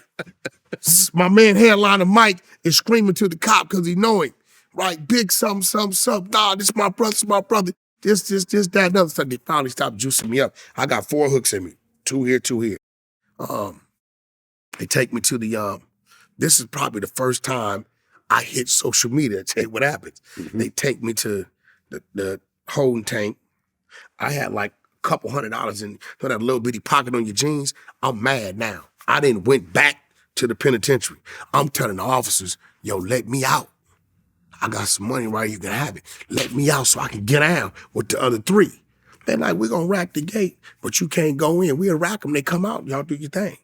So I'm out there, man, I'm foaming at the mouth, I'm so mad. Stitches is still at the hospital because I had cut him, right? And they like, oh, hey, homie, we didn't know what he was going to do, man. Ain't that type of thing. We ain't got nothing to do with it. They stayed in the gate. Next morning, they had like this little, it looked like a little dog catcher truck, right? And it's like they put like 4 on each side. And when I got in the truck, Charlemagne, I guess, was syndicating. So Hot 97 was syndicating down to Miami. Mm-hmm. I'm in the truck, cuffed up on the way to Miami County Jail. They like, donkey of the day goes to Stitches. Hey, tries to run up on Game with Wack100 there and got knocked the fuck out, right? And I'm hearing this on the radio in the little van that we moving on, right? And I'm like, I don't know nothing about the video. I don't know about nothing. I'm only concerned that my daughter has a cheerleading event back here in Long Beach. I need to get on the goddamn plane today to catch that event. That's all I'm concerned with, right? So I don't know what's going on in social media until I actually bailed out. And then my wife came and picked me up and I heard about it. And the next, I put a call in to Miami. I was a little upset because I had a team in Miami that every time they come to LA, they can't even get a speeding ticket without us dealing with it. And I called like, help me understand why I'm dealing with this. Mm. They said, Wack, we're going to deal with it.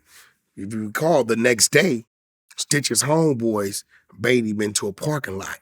Yeah, he gets jumped by like 2 people, I think. That's that politic. Ah, okay.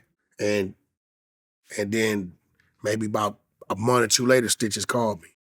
He called me and asked me to work with him, told me why he did what he done. One of our own has sent him at us trying to get a game. Mm.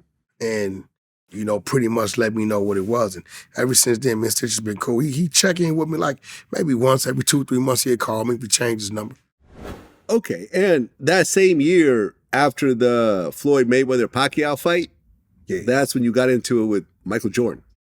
Yeah, and it wasn't directly, it wasn't supposed to be. I didn't anticipate it being Jordan. Because I hate when people do that.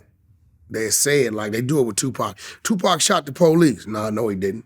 He shot at 2 off-duties who he later on found out was police, right? Shooting the police is, that's the police. Right. They weren't in uniform, right? Exactly. Yeah, so we're coming out, the floor seats, you know how that is, Vlad. Mm-hmm. So we coming out, we're walking towards the parking, and I hear a bunch of bustling behind me, right? And it's just me and my wife. And I'm like, I turn around, I see this white dude, he's T-bowing, forearm in a suit. Get out the way, get out the way, get out the way. So he got maybe like 3-4 steps from me, and I turned on him. I said, hey, bro, you're not coming through me like that. And he took like another step and a half. I said, bro, because he had his gun in his holster. I said, if you go for it, I'm going to take it. I'm going to beat your ass with it. You're not coming through me like that, right? And about 4 people behind, I see somebody walking up, but he's not coming in an aggressive manner. So I'm not really reacting to him. I'm paying attention to the guard in front of me with the firearm. And I hear my wife telling me, it's Michael Jordan, it's Michael Jordan. and I'm back on the yard. I don't give a fuck about none of that. You ain't coming through me, whoop de whoop, I'm a man, and this. And Mike tells me, you're right. I said, either you gonna go behind me or go around me, but you ain't coming through me. And I hear Mike say, you're right. We're going this way. And to this day, when I play that shit in my head, I use that when I'm in situations on how to deal with stuff. Till this day, because he outclassed me. Right, because Jordan kind of got in the middle of y'all and Jordan, was just calming when everyone he heard down. me saying what I was saying, I said either you gonna walk behind me or go around me, but you ain't going through me. We gonna die out here about that. And he said calmly, you're right, brother. We're gonna go this way. And he told the security, let's walk this way. And that ended it. So it wasn't a thing at Mike, it just so happened to be. He just happened to be there, right. So happened to be Mike's security. Right, but on video, it looked like you and Mike are kind of getting into it. Yeah, nah, he was humble as hell. Yeah, he was very humble. That next year, 2016, 50 was at Ace of Diamonds. Yeah. And Game found out he was there. I just interviewed Game about this. He was like, okay, let's go to Ace of Diamonds and meet him and try to talk to him. We didn't really run into each other. I knew that he would be there, so I pulled up. Because like I said, everything with me and 50 needs to happen face to face, whether it's going to be drama or whether it's going to be a conversation. The 2 times that I ran into 50 since we had beef back in the G-Unit days it was all peace at the end of the day, and we had, amicable conversation because that was our relationship when we was face to face. Well, were you with him? Definitely. Okay. Well, prior to that, he was at the other club on Hollywood. I get it at the corner, and Game, I happened to be at the W. Game was trying to get in, and they was like, we can't let you in. Game like, what you mean you can't let me in? Like 50 in there. So Game called me. I come down there. I talk to the owner, and I'm like, yo, what's the problem? And like, Wack, 50 got a clause in the contract that says if we let Game in, we got to pay him double the rate, so on and so forth. Okay. Right? So I said, homie, well, let me in. Right? 50 was kind of acquainted with me through Slay. So when I came in, I swear it was 50 and like 2 people. He was like 3 or 4 deep. Radio guys, like regular shit. So when I went over there, I said, yo, check this out. He's like, Wack, what's up? I said, man, Game in the alley 50 deep. It don't make sense for you to restrict him from coming in, and then you got to come out, and you got 50 niggas out there waiting on you. He ain't coming in here on no bullshit. He coming to enjoy himself, right? He like, Wack, I ain't looking for no problem. You see, I'm just me and a couple cats, this, that, and other. I said, my word, there ain't gonna be no problem. Said, your word? I said, my word. He like, cool. So the owner was like, 50 was cool, because he got that clause in the contract. He said, cool. Game came in, and out of respect, Game ordered like a bunch of effing, I think it was effing it was liquor, effing vodka, whatever. And it was cool, like wasn't nothing going on. Game here, she's gonna be at the Ace of the strip club. He like, Wack, let's roll. So we go to the strip club, and we get in the strip club. He said, Wack, I need to holler at him. Face to face, man to man. I had a relationship with Monster through my man $8. That was his head of security. Yeah. Yeah. $8 BPE, that's my head of security in the whole New York region. So I walk up on Monster, said, Monster, Game wanna holler at 50. He said, Wack, how we gonna do that? Like, we in the motherfucking strip club. I said, Monster, listen, this is what we gonna do. Me and Game gonna come. Everybody else not gonna come. You stand behind Game, and I'm gonna stand behind 50 and let him talk. He went over there and talked to 50. 50 looked at me, and I think 50 kind of remembered the last club. Wack said it was cool, it was cool. And he gave a head nod. Me and Game went over there, and I stood behind 50, and Monster stood behind Game. And they talked, man, for like 10, 12 minutes, laughing, joking. It was cool. I don't know what the hell they was talking about, because we couldn't, they kind of in each other's ear. Yeah. The music is going on, and it was cool. So that was the start of me thinking, baby, I can rebuild the G-Unit thing and put together a tour or a reunion. Yeah, but that didn't happen. Well, our next meet was San Bernardino. They booked us on the show. It was like a weed show at the fairgrounds, and last minute they booked 50 on the show. This time, Uncle Murder is running with 50. That's my brother. So we get there, I say, Murder, look, ain't no way Gang can perform and 50 perform, and we getting the rate we getting tonight. the promoter know what he did. We already paid. So y'all go over there and tell them, y'all need to double up payment because we ain't gonna perform and get your bag. They got our trailers next to each other. But we didn't see each other twice. It's cool, it was crazy. Everybody banks and everybody was out there talking. All homies was out there talking. It was cool, no tension, no friction, no nothing. Right? They go in there, double up their bag. We intentionally don't get on stage because I didn't like the way the promoter tried to play us. We leave, right? So at that point, I'm figuring like, well, shit, we done made some little money together, and maybe we can make it happen. And I started reaching that way to do it because I know we could have went and got $1 million, $2 million a show on the run. Everybody was still there now. Everybody was still with 50.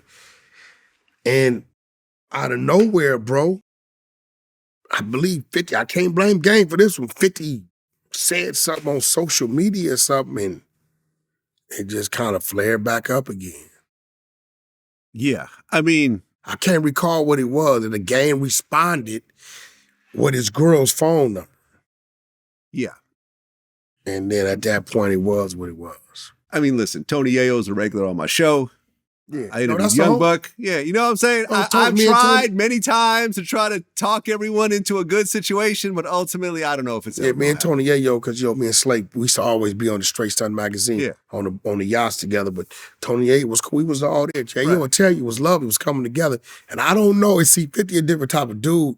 Because he'd know something and won't tell you, and then he reacts. So out of nowhere, he posted something crazy on Instagram, and Game reacted to it, I believe, with like his girl's phone number, something. At that point, it was just, it was what it was. Well, that next year, 2018, Blueface starts to go viral. And then you end up managing him and signing him to Cash Money West. I'm sure I'm skipping a few steps here. Well, my daughter, Devin, tells me, there's this new guy named Blueface, and she does the competitive cheerleading, right? And she was like, he has this song at the time. It wasn't even Tatiana. It was on the Dead Lokes, but all the kids on her team would say on the Dead Locks, right? I'm like, Dead Locks, what the hell you talking about? So she gave me his Instagram, and gave me the Instagram. And at this time, I had the green light to start, grabbing artists for Stunner, putting them together for him, and I DM'd him. He was the fourth guy. The first two guys was Rucci from Inglewood Family. He turned down the option. RJ was still, I think, coming out of his thing with Mustard and YG. And then I got with Savvy Third. We signed him. And then I DM'd Blueface like 2 o'clock in the morning. And he responded, sent his number. I sent a black card to get him. And he came to my daughter's birthday party to my home. We sat and talked. And we signed him. Maybe like November, I told Blueface, Savvy's up first, keep doing what you're doing. He's running around to the schools. Mm-hmm. And July, August, September, we working Savvy. Savvy's in and out of jail. Every time I gave Savvy something, we go to jail. We gave him $250,000 to go to jail the next day. We gave him a Benz to go to jail the next day. And he went to jail in November, and the PO said we ain't letting him out. He doing a violation. So I called Blueface, you up? You ready? At this time, the industry is shut down. Stunner say, we shutting down. Wack, I'll holler at you at the first of the year. I said, I'm going to keep moving. I reached out to QCP, my boy Stat Quo. Stat Quo at the time was doing work with Cole Bennett, still is today, Lyrical Lemonade.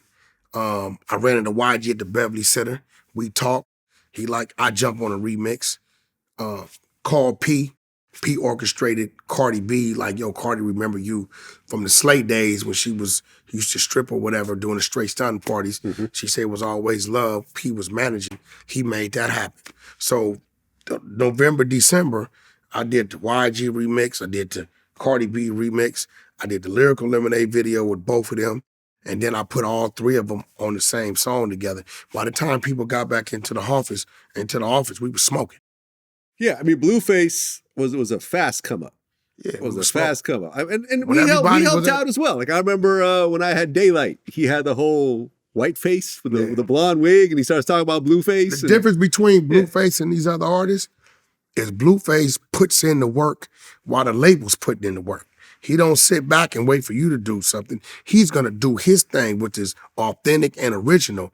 And I kind of had to keep up with him and outdo whatever he was doing. So we had his original version, his original video, him and YG, the video with him and YG, Lyrical Lemonade, him and Cardi B's video, Lyrical Lemonade, and then I put him, Cardi B, and Y on the song. So we had 7 different DSPs on one song. Ain't nobody ever pimped a song the way I pimped that song. Well, yeah. Then he had a whole bunch of songs like Moonwalking in Calabasas, and then you know, Stunner gave me his blessing because they was off and allowed me to release it independent. Yeah, yeah, and you know, That was music I was done prior to him being signed to Cash Money. that was a home run for you.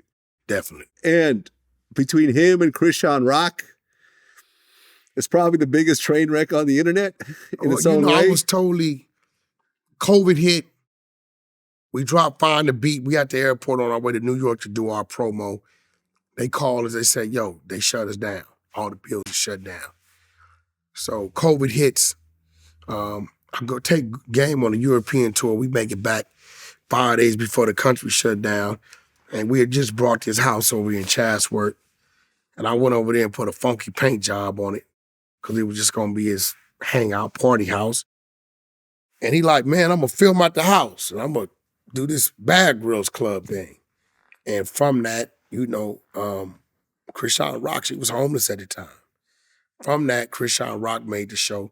She wasn't really the hog of the house. It was this girl named Wheezy from Long Beach. I think she was from Long Beach. And she was the hog of the house. She whooped Krishan a couple times, but she was so aggressive with the security, they got her out the house, and Rock pretty much ran the house. And Blueface seen something in her, and he took a liking to her. And after 3 weeks, when we sent everybody home, she didn't really have nowhere to go, so he let her stay. And he started taking her to my studio and working with her. And one thing led to another. I kind of figured they was involved, but it wasn't my business. And he started to realize that anytime some conflict or confusion happened with them, it was a spike in the numbers. But I'm telling him, nephew, we can't do that because that domestic hurts your numbers, hurts us on this side. Right. And he said, man, Unc, I want to be like you. I want to be a boss. I want to be on that side of it. Let me run. I said, you're going to hurt what we built. He said, Unc, you can rebuild it. You can fix it. Just let me get out there in the water. You've said the Blueface is the smartest dumb guy you know. I call him the smartest dummy I know because he's highly intelligent. Yeah, seems like it. And he knows when he's about to do some dumb shit. But he still does it. But he still does it. And I've yet to see him cry about the hit that we take for it. Right. You know, I love him to death. That is what it is. And we got to get him on VladTV, man. He's never been here I'll before. definitely set that up. Okay, so by this time, Suge Knight is in jail over the whole Tams parking lot situation. Suge Knight had been shot. He didn't been on my phone. He called Jimmy Henchman. I can't front. He called Jimmy Henchman by the Century City Plaza over there. Jimmy jumped out and ran. It's a fact. Suge was by himself. Jimmy jumped out and ran, and Jimmy called my phone. And this was the second time Jimmy tricked me with phone calls. He did it with Haitian Jack, kind of had me looking crazy. And he did it with Suge. He called my phone like, Wack, I need to talk to Suge. Could you get him on the phone? Calm as ever. Suge, what up? Yeah, Jimmy on the phone. Suge immediately. Oh, you little bitch. Yeah, you run real fast, don't you? So I'm like, right? Jimmy says something to the extent of, yeah, next time we someplace, I'm gonna make him do it a little better. He's talking about the Ye situation, right? Yeah. And so Suge like, oh, you claiming that? All right, that's cool. Next time don't run. Where you at right now? Right? Where you at right now? And Jimmy like, don't worry about what about this. Just know you had your shot. Now it's mine next, right? So that happened on my phone.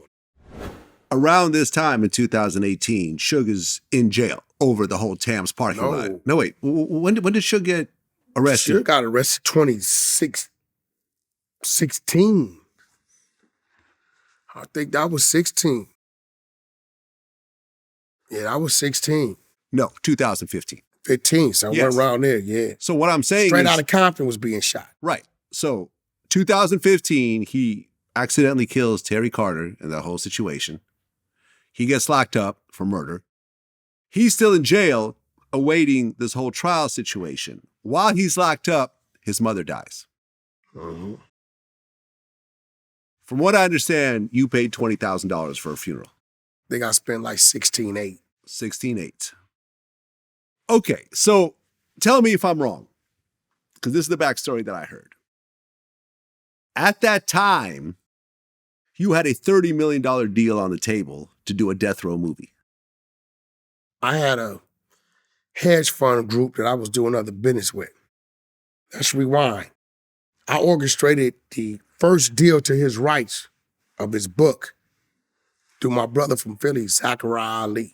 Okay. $750,000 or something like that, right? First deal he did.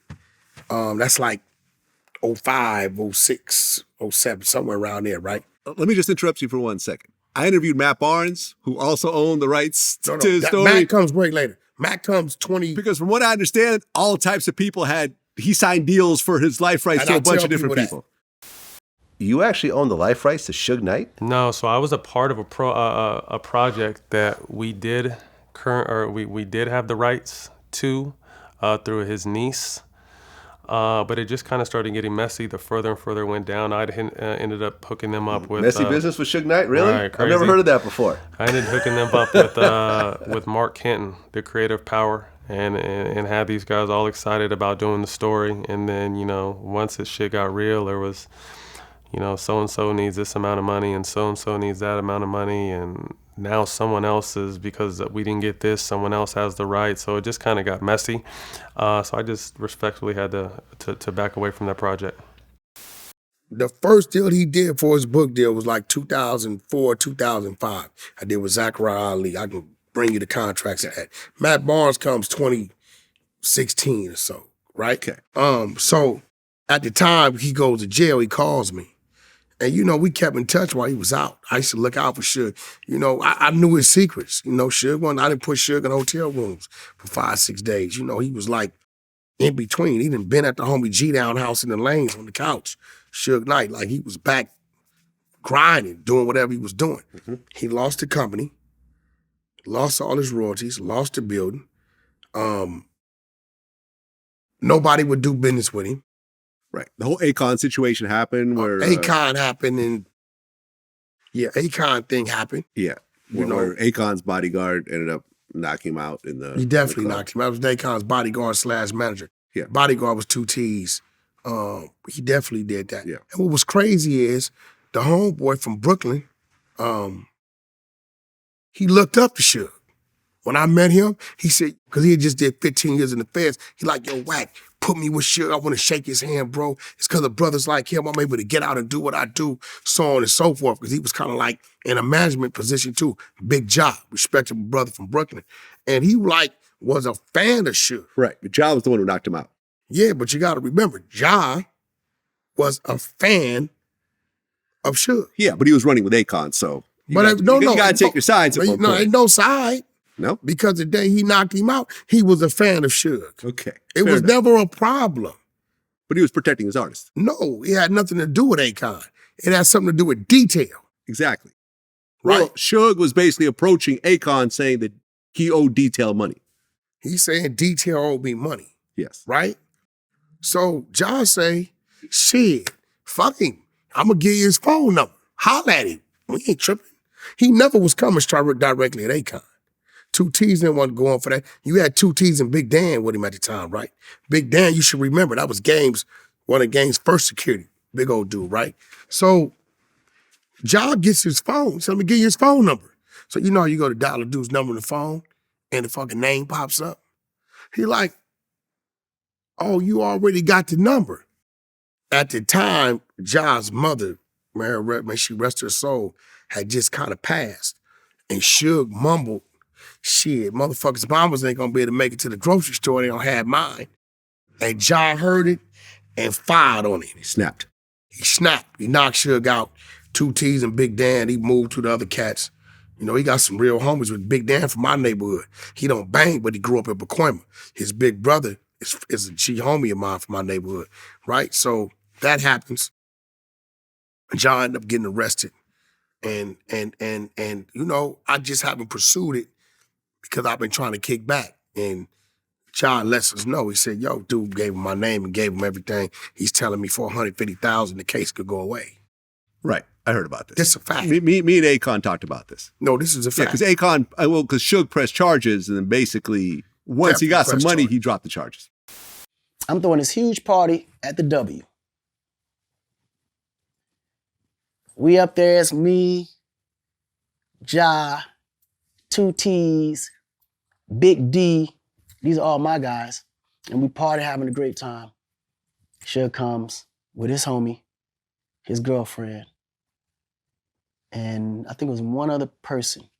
And at the time, my security got my section roped off. He's trying to get in, they won't let him in. So he like, yo. So I like, yeah, come on in. He good.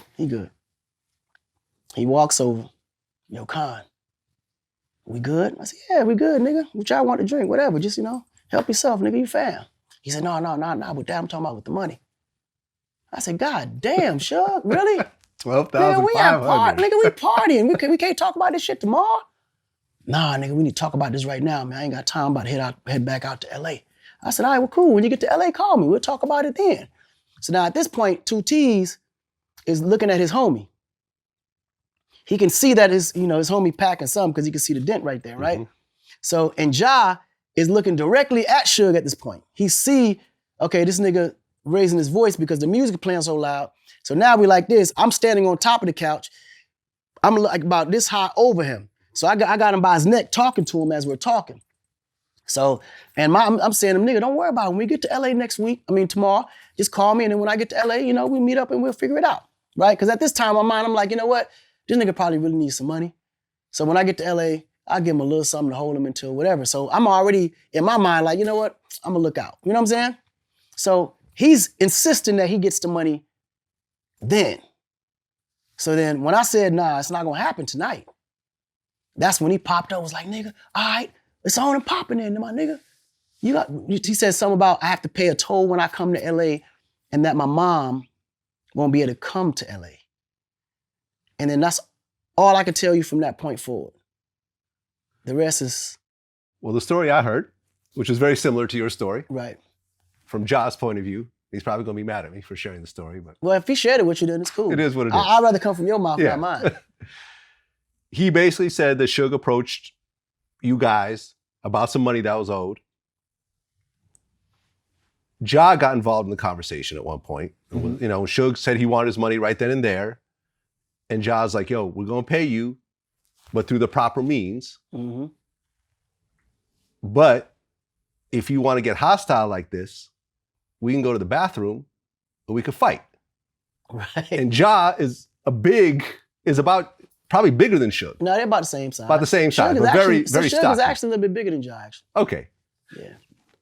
Ja's probably not as tall, but he's a bit wider. Yeah, no, they both stocky. They're both huge, right? So Ja said, yo, we can go to the bathroom if you could fight. We could fight if that's what you want to do. And he said at that point, Suge was like, motherfucker, I don't fight. I'll have your mother killed. I'll have your whole family killed. I'll have...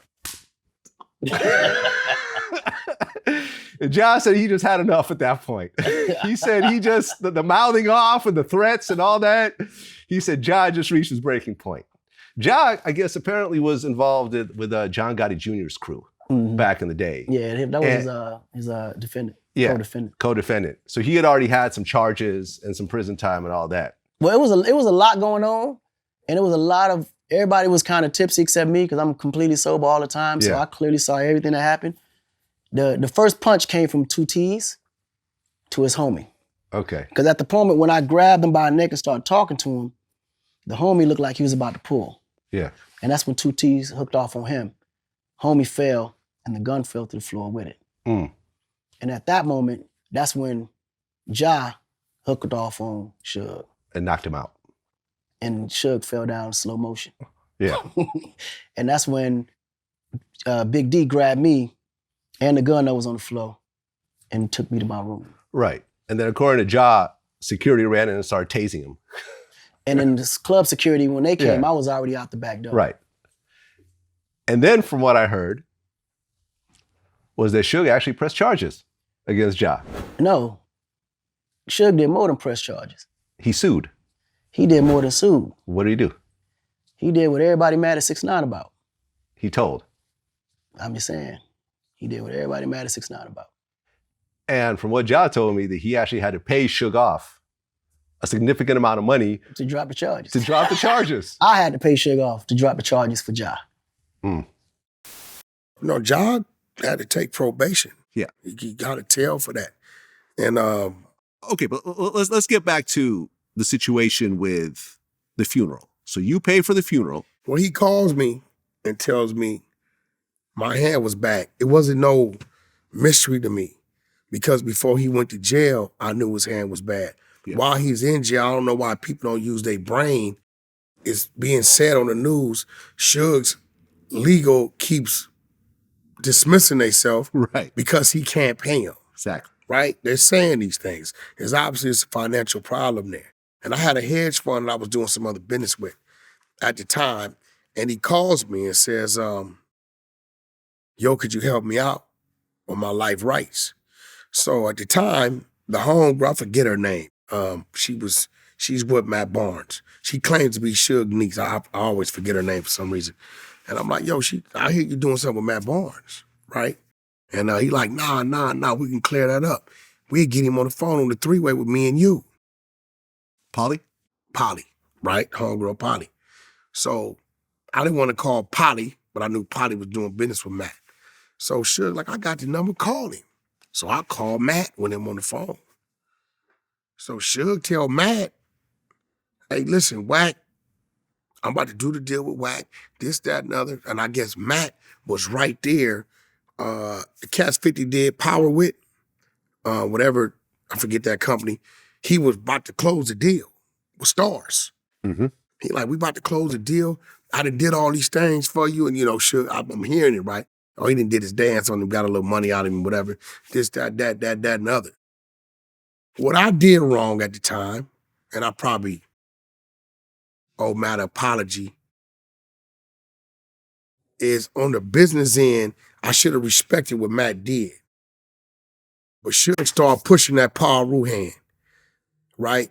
And it's just something about that when that started to happen, the energy falls in line and we fall in line with one another. So I start pushing that back, right? And Matt, he pulls a Vlad.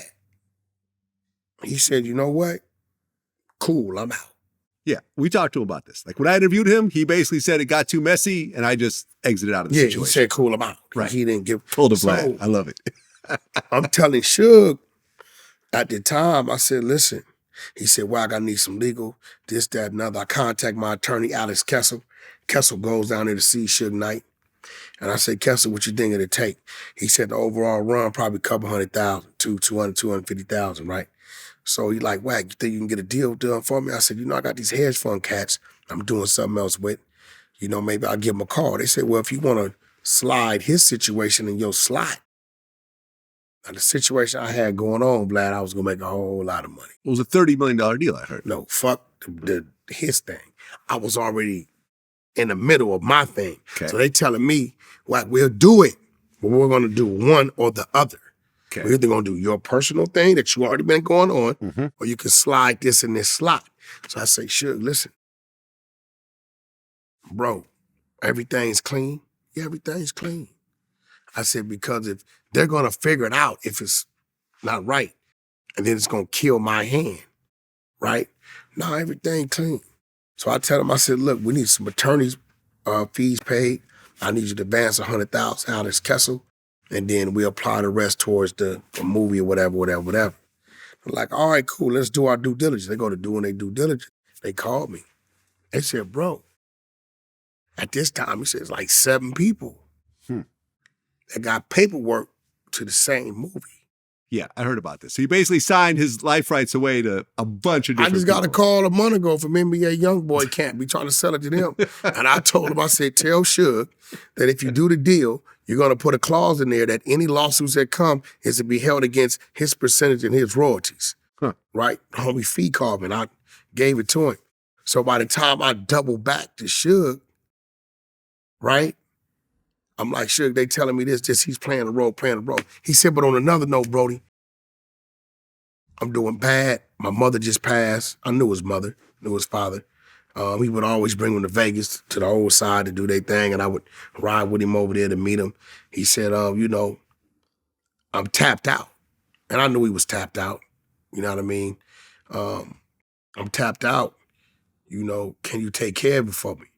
So I'm thinking it's, you know, maybe they're short. They didn't have it for nothing. I'm talking about the casket, the dress, the site. Shit, I even paid for the, where you told me to go, the Compton Community Center. Mm. And I had to pay for the food too. So I spent like $16,800 burying his mother, right? What bothered me is that it was a dude that used to call for him on a three-way. He called him brother-in-law. And we ain't talking about brother-in-law from Compton Crip, because that's another guy we call brother-in-law. Is this the Fruittown Pyru? Nah, this dude was a non-affiliate. Okay, got it. Right? And I guess he was recording all of Suge's calls. Mm-hmm. And somehow I looked up on the internet and it's a Suge recording saying, who, Wack? Oh yeah, he just a truck driver. He's just that. Reggie Wright was the one that leaked this out. Was that who leaked it? Yeah. I don't know where it came, but somebody else recorded. Wasn't Reggie recording. Yeah, but Reggie was the one that put it out. Yeah, so I talked to him about it this morning. He goes, I don't know why I did it, but I did it, so it is what it is. I'm listening to this, I'm like, damn. You know, at this time, I never denied my trucking company. I was very successful at it. Shout out to Wagoners Trucking and United Road. You know, I did all the logistics. But I'm like, damn, shit, I wasn't a truck driver when, you know, I'm telling myself, well, the truck driver was the one in place to bury the music mogul's mother. Well, the truck driver paid for his mom's funeral. Yeah, right? And it's at that point is when I realized that, and I can't even hold it against him. Suge is just Suge. He can't help himself. You know, he good when he good, but it's always gonna be some bad come with it. Yeah, I mean, people always ask why I've never done a Suge Knight interview. I've been in the same room with him multiple times, and I've always said, I mean, I think you've been with me before. Because he'll look up and cut your throat for no reason. Yeah, because I just I know, listen, will the interview do huge numbers? Of course. Me and Suge, it'll be the biggest thing ever. But I know at some point it will turn bad. And to me, it's just not worth it at this point in my life. Yeah, you sitting back. You know what? I don't regret burying his mother, because she was a very sweet lady. So that was, you know, something that she benefited from in the family. But yeah, I really don't know why he the way he is. Yeah, he just can't seem to do good business. It's like he will, because from what I understand, he tried to go around you to do the deal and cut you out for the whole death row movie life rights thing. Well, when he tried to do that, they told me about that. So I'm right? And I wasn't worried about that, because when you got relationships with these type of people, you know, Vlad, they're not gonna move. Yeah, they're not gonna. And they're used to it. But having someone do that still leaves a bad taste in your mouth. You know, and he attempted that again and ruined other relationships. Yeah. Current day. And man, Suge, I just don't get it, because, and I've said this so many times, if Suge had just been the cool dude, everyone would fuck with him. Everyone wants to work with Suge. Everyone wants to be around Suge. But then all the bad shit makes everyone not want to be around Suge. It's some jealousy in there, because I remember even with the Realist, right? Yeah. The Realist was out here hustling. And he bought himself a new Lexus. And when he found out, he found out Realist had a Lexus, and Reggie will tell you this. He said, yo, where you at? I said, I'm with Realist. He said, man, bring him up to the row. I said, all right, yo, man, Suge went out to the row. So when we get up there, he closed the gate. We go up to the second floor. I said, what's up? He said, yeah, we finna DP and we gonna whoop his ass. I said, what you mean? He said, how you get that car? I said, it's a fucking car, right? You know, what you, well, I didn't give him the money for it. I said, sure, check this out. If you'd have told me on the phone, bring him up here, we're gonna whoop his ass, and I made that decision to line him up, cool. You can't touch him with me like that, because I brought him up here. Now I'm gonna walk out with him and I'm gonna get him to safety. What you guys do from there, from that day forward, is on you. And Reggie will tell you this because he watched me do it. He kind of respected it. And I'm like, damn, why you tripping on this dude? He got one fucking car. Yeah, no, He tripped on Reg behind Suge would be a billionaire right now if he had just not been Suge. You know what I'm saying? If he had just been the cool dude, he would have he's a marketing genius. He could totally be he could have had a piece of 50 Cent, Kendrick Lamar, Eminem, Beats by Dre. All the shit that he tried to go at Kendrick Lamar behind Top Dog back too. Yeah, man, I'm not surprised. Okay, so then 2019 rolls around. Nipsey Hussle gets killed. Yeah. I've interviewed Nipsey before. I've been around him. Only good things to say about Nipsey. Me too. You had made some comments, though, about Eric Holder. You said that this is what a gangster is supposed to do when someone calls him a snitch. I think I was interviewing with Reggie. I don't know what podcast he was on. And he asked me what was my thoughts on it. And, you know, at the end of the day, the rules of the jungle is the rules of the jungle.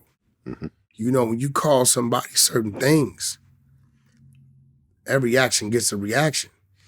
And this particular individual, everybody knew dude was a rider. You know, they knew he was about that life. You know, you can't call a dude a snitch in his face and expect him not to respond. Now, I think Nipsey might have been upset about something else because it really don't seem like him just to do that, but he did that. And it's no shock. It's like everybody's like, oh shit, what happened? You know what happened a million times. Dude called him a snitch. He came back, he killed him. Well, I interviewed Cowboy, who was right there next to Nipsey when it happened. From what he saw, it wasn't like Shitty Cuz walked up to him. He was like, oh, you get your snitch ass away from me. It was, hey man, I've been hearing that you got some paperwork, so, you know, you should get that cleared up. It's like, oh man, dudes are hating. It's like, yeah, man, just, you know, just get it cleared up. And they shook hands, and it was really from Did he tell them same two dudes that just had a fight a week prior? What do you mean?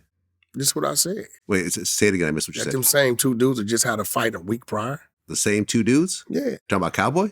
Shitty and Nipsey. Shitty Cuz and Nipsey Hussle got into a fight? They had a fight a week prior to that. I never heard that. Yeah, this is a fact. I'm not saying it's not true. I just said I never heard that. Okay. So you're saying that there was already a bad situation. Yeah.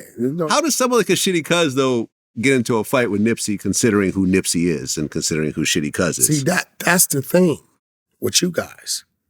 You talk about Nipsey the rapper, right? Yeah. On Crenshaw and Slauson, you know who Nipsey is? Rolling 60s? That's it. Yeah. Nobody gives a fuck about that. They don't care about that. When you enter these jungles, they don't care about. When Game go to Compton, nigga, you from Cedar Block, nigga. Yeah. And if you get caught by the wrong thing, they not gonna say, oh, that's Game, let him go. They gonna get at Game like they get at the dude at the liquor store. Okay. And that's where you guys, what I call fake outrage. Yeah. Right? Because this situation that happened, and I hate to say it, was a normal standing situation. You call a dude something, dude ain't no punk, he get out like that, he get his man. Almost like the Tupac situation in a way. Same thing. You jump a established gangster, That's and it. they will get a gun and go shoot This at is you. normal Got it. street activity. Yeah. But because it's, and listen, it wasn't even the killing of Nipsey Hussle that brought all the buzz. Everybody was just talking about it, watching the video. It wasn't until Big U called a peace march on Crenshaw and Slauson with everybody in the area, enemies that ain't never seen each other. You're talking about the Rolling 60s, the 8 Trays. It was 8 Trays, But Rolling really, 60s, the 60s and the Trays Blackstones, was the big. Hoovers, you had. Yeah, it was the big. He called a peace march, and remember, didn't no blood or nobody from another neighborhood kill Nipsey. His own homie killed him, right? Yeah. So what Big U was doing was something that may be in memory of him, but it was. Which I thought was dope, by the way. It was that. Yeah. That caused the explosion throughout the U.S. And it was like, oh, look what they doing for Nipsey. Well, if Big U would have done that, that wouldn't have happened. And then from that, you had everybody jumping on the bandwagon. And the reason why I call it bandwagon, because I feel like Nipsey had 3-4 songs that should have went last time I checked as a hit. But he was never in rotation. They didn't spin him on the radio. No, he was somewhat of an underground As artist. soon as he died, As soon as he died, they had the Nipsey Hour. They spinning Nipsey songs 60 minutes straight. No, I agree. He never heard his music represented Yeah. the way it was represented alive at the time of his death. Right. I don't respect it. It was Not saying I don't respect him. I don't respect these dudes who just was jumping on the bandwagon. I mean, I thought it was dope that someone who I consider somewhat of an underground artist to be buried at, have the Staples That was Center great. and everything else like that. That was great. Because I think with Nipsey, let me just interrupt you for 1 second. I think you're absolutely right. He was somewhat of an underground artist. He had no huge hit songs. He wasn't in rotation. Oh, he had some. They just never gave him a shot. He never had They number never one performed. on Billboard. No, he never hit the Billboard charts. They were mad about that comment. What do you Right. think about that comment? What do you mean? When they asked me, did I think Nipsey was a musical legend? I said, no, absolutely not. He got one album in 7 years. I could see your point in that. But I think that what Nipsey represented, That which ain't was what I was asked. okay, This ain't about his fatherhood, his community work. right. Was he a musical legend? Is Wack100 on Vlad's status in podcasting? Absolutely not. Why is people taking the truth as disrespect? The truth could never be considered as disrespect. All these so-called gangster thugs, street niggas, all of a sudden is overly emotional about what's real. Yeah. I was emotional because I had met him before and I interviewed him before. That's and I've cool, been but did I around. tell a lie? Well, I'm agreeing with you.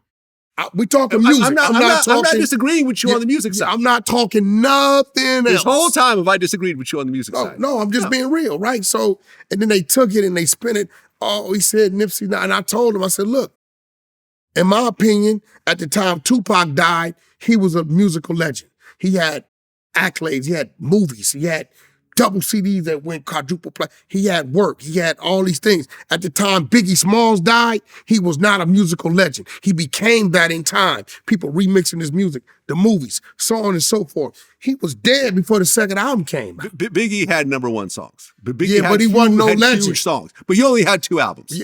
He was dead before the second one came out. I mean, he became it today. No, listen, I interviewed Special Ed, and what he said, which was very interesting, he said Biggie didn't have a long enough career to put him in GOAT status, but Puffy marketed him as the GOAT and put him into a thing. So if somebody can say that about Biggie, who had number one songs and hits and all that, Nip album did 50,000 copies. I'm agreeing with you. I'm agreeing with you. This is I'm just not, what's I'm not real. disagreeing with you. Yeah, And so I, you know they like to take I it. was cool with Nipsey and the whole nine. I was cool with him too. Yeah. I'm the first one to put Nip on New York radio. Wack100 did that through DJ K. Slade. This is a fact. Yeah. Right? So it's like me and Nipsey didn't have no problems. Right? But, they like to take it, they move a word, create their own scenario, and, and just, look, man, don't ask me a question you don't want to hear the answer to. What happened? There was a situation that happened at a show. Was it with J-Rock or was it J-Rock or was it a bodyguard or something? No, it was J-Rock. Okay, what happened? Well, I see J-Rock. And J-Rock is part of Nipsey's label. Yeah, but fuck all that. J-Rock a dude that was homeless and called Wack and said, I need work. And I forced him on Game. Game cussed me out 7 times. Get this motherfucker out, away from me off my bus. Who is this motherfucker? Give him a chance, bro. He cool, he cool, he cool. He got a license to carry a firearm. He cool, he cool, he cool. So you guys had a relationship. This is who J-Rock was to me. Got it. J-Rock was my son's personal security. Understand something. Okay. That's just like if this brother sees me, right? And he's walking up. He's not looking at me as a threat. Oh, that's Wack. Right? Mm-hmm.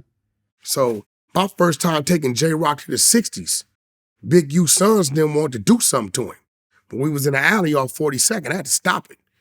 Right? We was on our way to Vegas to do a show or whatever, right? So Nipsey used to call me about J-Rock. Hey, yo, Wack, man, did you have these experiences with J-Rock? Because he knew he worked when we was in Miami. J-Rock was with us the whole 30 days, right? Mm-hmm. I'm like, he don't mean nothing by it. Sometimes he'll slack up, whatever. It was cool, right? So as I'm walking up, and we running a little late. We running a little late that day, I believe, right? Mm-hmm. We running a little late, and we trying to get to the trailer because we got to get to the other side of Rolling Loud. So when I go to turn the corner, I believe Blueface goofing off doing something else. So the homies that's usually behind me on the side of me, they not there and I don't know it, right? So I'm going to turn the corner. I feel something swing at me. I feel it. I take another step and thought about it and I turn. And when I turned, I said, nigga, did you just try to fire on me? And he took off running. Now this is what's crazy. This one I knew that Wack100 was popping. Never in the life of the streets does anybody respect somebody that swings. You ain't knocked me out, you ain't dropped me, you ain't did none of that. And starts running. Somebody tell me when they respected the runner. So he never hit you? Never. So I chase him. When I get over there, it's YG and them camp over there. And the security, bunch of Samoans. They ain't letting me through. I'm tripping so hard, his homie Milk from Great Street, who came with us, right now my mind is racing. I see him. Fuck it, I blame him. I start chasing him, which I owed the homie an apology because he ain't had nothing to do with it. By this time, J-Rock he didn't jump the gate and he on Fig and gone. So, and I still to this day wonder, right? If Wack swung on somebody and that dude turned and said, nigga, did you just try to hit me? And I took off running, what would they call me, Vlad? No, what would they call me? A runner? A bitch. You swung on a nigga, didn't do nothing. When he turned around, you ran, Wack. They would call me a bitch. But the hate is so real for Wack100. They want to see me lose at something. They praying for my downfall so hard that any situation, they're going to totally erase the logistics around it and say, this happened. No way you at Rolling Loud and I'm Wack100 and we moving and I'm knocked out and it ain't no motherfucking footage. It's Right. not. I didn't see any fight footage. not I just saw you pissed off. Trying to get through. Yeah, I'm trying to get through, so you know. But to be fair, then you started kind of going hard at Nipsey. You said that there's a gay sex tape and shit like that. Yo, Vlad, one thing you better not never do is question what come out of my mouth. You worth a lot of money. Mm-hmm. I got $5 million. You want to bet? I know. Hey, I'm not going to bet you. I'm not going to bet you. Fuck it. Let's break it down to it. It's a punk million. I got $1 million. Okay. Do you want to bet? I'm not going to bet you. Vlad, but no. Because you said, right, and it didn't come out of my mouth. Hassan Campbell recorded the conversation and released it. That's where it came out. It's only because of me that the damn tape still ain't came out today. But anybody want to challenge me to these you notice that the first baby mama who's starring in these tapes has never one time said Wack100 is lying. I didn't want it to come out. Hassan Campbell released it. Right. They asked me about it. Where I come from on Paru, what you say once, you say twice. So when they asked me about it, what you want me to say? No, I didn't say it.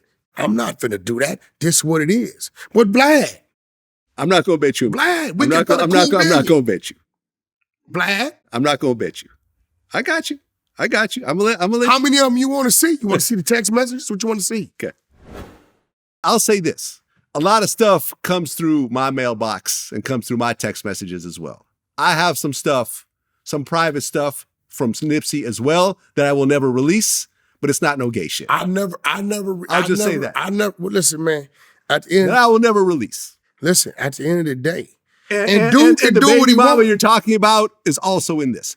And she knows about this as well, but I would never release it out of respect to Nipsey. Which one you got? We could talk the one after. where he behind him and she giving the old boy head? No comment. And he put his hands in her head, pulled him off the dude dick, tongue kiss her, and say neighborhood. You got that one? I don't got that. Vlad, you want to, look, Vlad, again, if and when you ready. Again, I ain't the one. We could compare notes. We could compare notes after that. But I'll tell you this. I'm not the one to speak on it. I've never seen no gay shit when it comes to Nipsey. Listen, and I will stand on that myself. That's great. That's you. But don't sit in that seat as if you. I'm not saying you're a liar. I'm just saying I've never seen it. It's never come across my desk. I could have made a lot of money off this stuff, and I've been the one refusing to let it come out. I don't even own it. When dude gets low on money, I gotta find him things to do and send him plays to put some money in his pocket to keep it from coming out. Yeah. Cause he got consent on, if I say, Vlad, send me that, homie. Record this for me. And I'm saying this on tape. He got the consent. He got the text message. He got all that, right? So at the end of the day, I didn't want it to come out. It was a conversation I'm having with Hassan Campbell. He leaked it. So when they asked me about it, I stood on it. Yeah, I thought that was foul, by the way. I mean, really it was despise when people record phone calls. It was what it was. So that's how it came to be.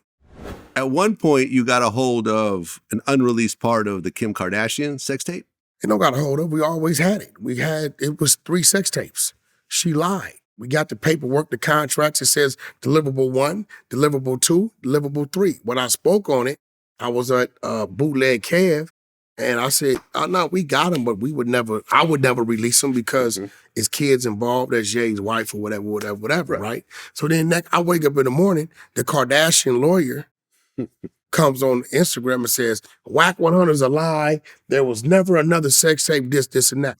I fired back and said, go say the word Santa Barbara to your client, and if you call me another lie, then I'm gonna let you know what it is. Say Santa Barbara and Cinnabon and watch what happens. From that, Jay called me. Because Jay said, Wack, when you said that, everybody got quiet. I don't understand. She tells me it was 1. No, I show Ye the paperwork. Deliverable 1, deliverable 2, deliverable 3. Okay. The mother edited the sex tapes. Are these all Ray J sex tapes? It's Ray J and Kim Kardashian. All right, because there's other sex tapes. No, this is Ray J and Kim Kardashian. With other people. The mother picks I'll just put that out. which one she wanted to come out first, Gotcha. right? So Dad told Ye it was only 1. When he sees the contract, he said, damn, Wack, it does say deliverable 1, deliverable 2, deliverable 3. Where it's at? I said, it's locked in the safe. You want it? We ain't doing nothing with it. Yeah. So he said, Wack, bring it to me. I said, better yet, you and Ray J need to put some closure to this shit because Ray J felt like he ain't got no beef with you. You wasn't never nowhere around when I was going on anyway. So I had Ray J take him the whole drive. We didn't care about it. Yeah, and I'll tell you, I interviewed Stephen Hirsch back in the day, who was the president of Vivid Entertainment, who did the deal. And what'd he tell you? What he told me during the actual interview, he said that when they first got approached with this sex tape, there was signatures by everybody. Exactly. Hold on, let me finish. You see where I'm going with this, right? When they started when they started to do their due diligence, they realized one of the signatures was forged. My assumption was that Kim Kardashian's signature was forged. No, Kim forged Ray J. Come to find out, Kim around this signed for Ray J. time, when Ray J starts to go public with it, that his signature was forged. I'm like, Kim oh, signed shit. for Ray J. I said, yo, Steve was talking about Kim the whole time This is of a forging fact. signatures. Yo, this is wild. No, that's why when we went back up in the building, the line was pushed the way it was pushed. Yeah. Because the percentages was it was interesting how everything that I'm involved with is kind of fitting together, and your stories are now fitting in with my stories. Tell you, it was more than 1. The mother was the editor. Right. But what I'm telling you also, she watching her daughter get hit, there's other, splash all over the face. But listen, what I'm telling you is there's other sex tapes with Kim that don't involve Ray J. I wouldn't doubt it. I wouldn't doubt it. And I'm not going to say by who, but I'll just put it out there. I wouldn't doubt it. And they could come to sue me or whatever else, and I stand behind this. Come on, we got Damon Thomas, we got, you got all kind of cats that was out here, Well, she dated a lot of people. Yeah, we saved Nick Cannon. You saved Nick Cannon. Hell yeah. In what way? Because Ray told Nick, hey, look, bro, we about to release these sex tapes. Nick went home, and he was with Kim at the time, and said, yo, you know something about a sex tape? I interviewed Nick about it. She denied it. Denied it, and Nick left and never came back. Yeah. And by the time it hit, it was already in the blogs that Nick wasn't with her, so the embarrassment didn't lie on. This is a fact. And I guess you had said that Kim had denied it when you confronted her with it? Yeah, I mean, and I don't want to put her out there like that, like she was just trying to deny it. I think is what, any young girl would do when, you're put in a compromising and embarrassing situation and you're in love with someone else. I confronted her about it. I'm like, yo, I hear, people are telling me that, there's this wild sex tape that you got going on. And she was like, no, absolutely not.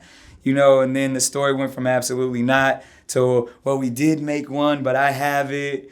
Wait, I thought I had it. Now I can't find it. And I'm like, by that time, I was like, I actually didn't read the tape. If she would have kept it a G, you know, things could have been different. But the fact that she, you know, didn't necessarily keep it on an honest level with me, that kind of rubbed me the wrong way. Yeah, it's a lot. But then you became close to Kanye, and I remember I was lightweight jealous because you had a picture with Elon Musk around that time. Yeah. Like I said, Kanye called me. He called me. Kanye called me, Wack, this Jay. What's up, bro? I need to holler at you. I said, where you at? He said, where you at? I told him where I was at. He pulled up on me in a motherfucking Maybach little van by itself. Wack, what's happening? I show him.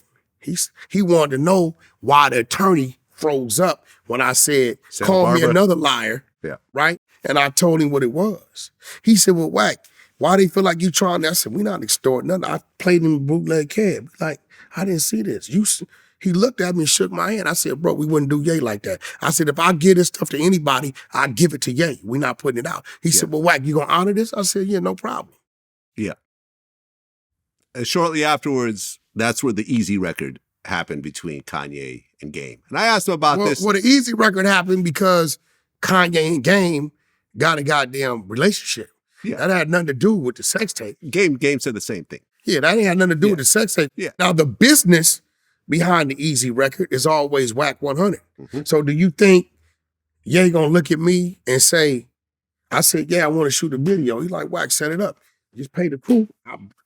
I said, I want to use your warehouse when we did his Sunday service. He said, set it up. I said, matter of fact, Wack, I helped direct it. What you gonna charge me? He said, come on, Wack, you didn't charge me. Yeah. Right? That's just mutual respect. You know what I'm saying? Did I call you, Vlad, and say, how much you paying me? Nope. Right? Just mutual respect. It may come a day where I say, yo, Vlad, I'm trying to do this. Can we do this? Yeah, I got a new artist. I'm going to need whatever, right? Whatever, exactly. Right? So and I'm expecting that. Yeah, one thing had nothing to do with the other. The Easy record came because Ye was over there working in the studio in Chalice. Game was over there working in the studio in Chalice. And they came together and created the record. That's how that worked. You're in a lot of shit, man. You're in the mix with a lot of dope shit. And like I said, even when me and you were beefing and your name would come up, like I wouldn't mention your name out the blue, but they were like, I never heard you say nothing. Yeah. I would just trip when people would tell me. I'm like, Vlad said what? Anybody dealing with Wack, I'll be like, no, I said, I hadn't seen you, I was like, hope I said I'm gonna run into Vlad one day somewhere. And we'll talk. And what I was going to do, I was hoping I caught you somewhere. I was gonna get loud. Yo, Vlad, you still mad at me? I was gonna put you on blast. Well, so here's what happened, how you and I got into a conversation. So one of my, I have a lot of people that book interviews for me, right? Talent coordinators. They hit me up, they're like, yo, we want to do, what do you think about Game? I said, me and Wack have issues. I don't know if this will work. He's like, well, Wack said that he understands that he's not going to stand in the way of this deal. This is what they told me. This is what they told me. I'm not saying this is what happened.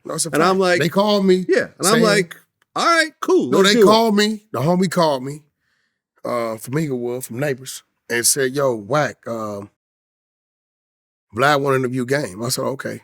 He said, yeah, they kind of tripping. Vlad thing ain't going to happen because y'all got some issues. I said, bro, I don't get in the way of my artist's business because I got some personal shit going on, and I really don't have an issue with Vlad like that. Let me know the time of day. We make it happen. Right. The original date didn't happen. And when it fell apart, I'm like, this is probably because Wack is not involved.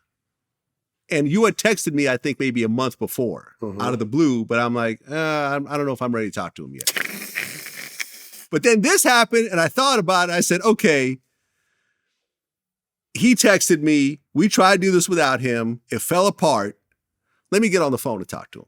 So when I was in New York, because I just happened to be there on that day, I called you up, and we had just a cool conversation. It's cool, and it started out with, I said, look, I don't think we should argue about what happened 10 years ago. Let's talk about what's happening now, because you and I are both successful. Now, if you were still fucked up over that situation and you never recovered, it probably would have been a very different conversation. But we kind of laughed about it. We laughed about it. We put it together. We laughed about it. You told me that I try to fake my height and I have like boosters in my shoes and some other shit. I was trolling.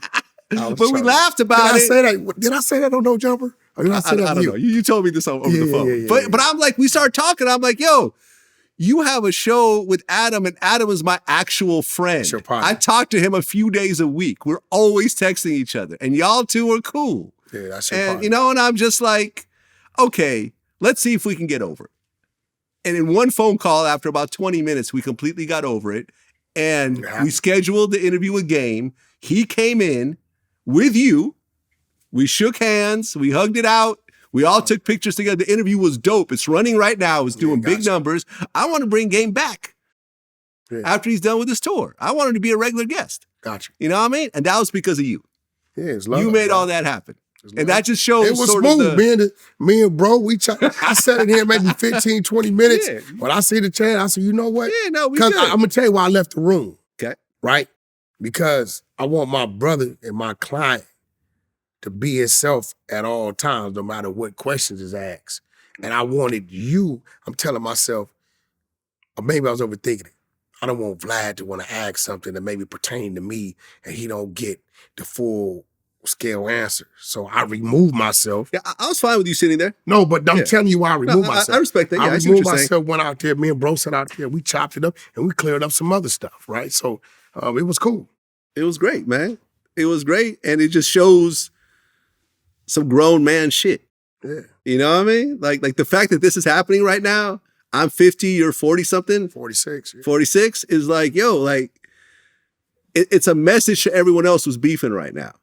Like, is it really that serious? Hey man, I'm glad. Was any bloodshed? No, was significant amounts of money lost? If the answer is no, are we the whole time you and I were beefing, I never talked about your wife or your kids.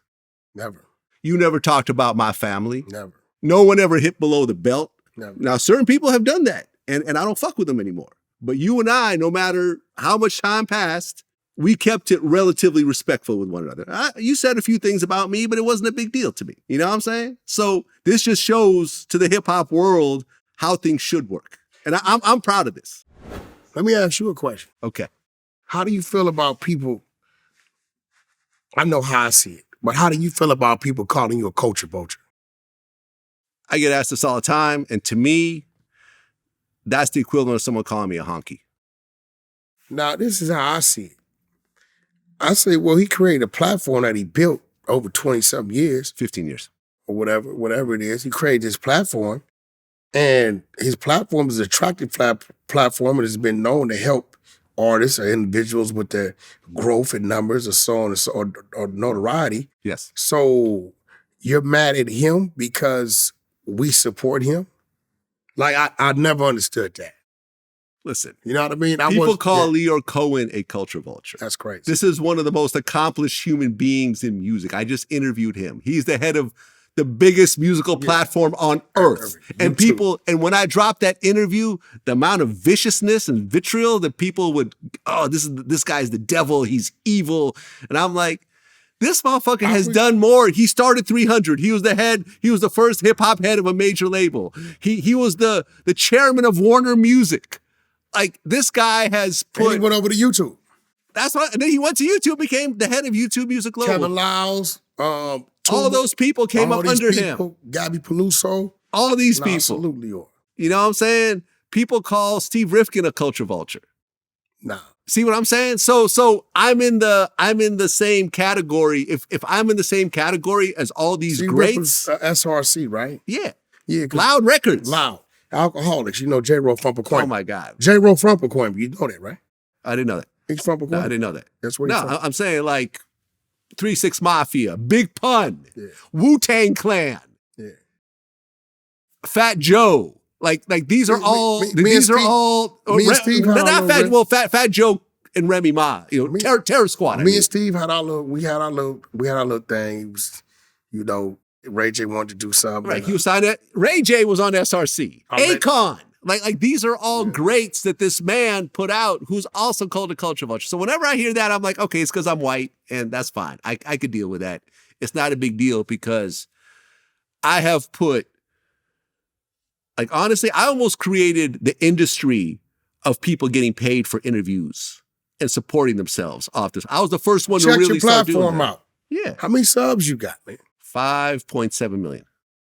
Yeah, I checked your platform out. I didn't realize that you got a subscription-based situation to watch the whole thing in entirety. Yeah, you got the membership section. Yeah, I've innovated, like how people talk about clipping these days. Oh, we're going to put this out as a clip. I was doing that in 2008. You know what I'm saying? Like, I created a lot of shit. How many loyal members you got? What do you mean? You got members. Am I members? Yeah, 5.7 ain't all members. No, absolutely not.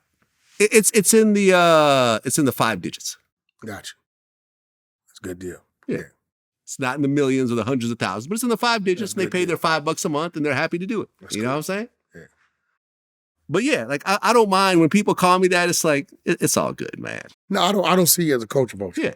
You know? I don't see you. I think Dame Dash was the one I seen pushing that. I'm like, I don't see him as that. Me and Dame Dash had a falling out. And as much as Dame likes to use the word chatty patty about other people, me and him had a private argument, and he was the first person to make a video about it. So who's the chatty patty? Gotcha. You know what I'm saying? So it is what it is with me and Dame. Dame is, I respect his business hand, and I learned from Dame because a lot of things Dame did, he was in his right to do it, but it was wrong for business. Dame's not good at relationships is the problem. Wrong for business. That's the problem. And me and him tried to have a relationship, and it didn't work out. And I would hear stories, but it wasn't until I heard one story to where I kind of started looking at him sideways. With my girl Tara Long, she does the TV department at E1.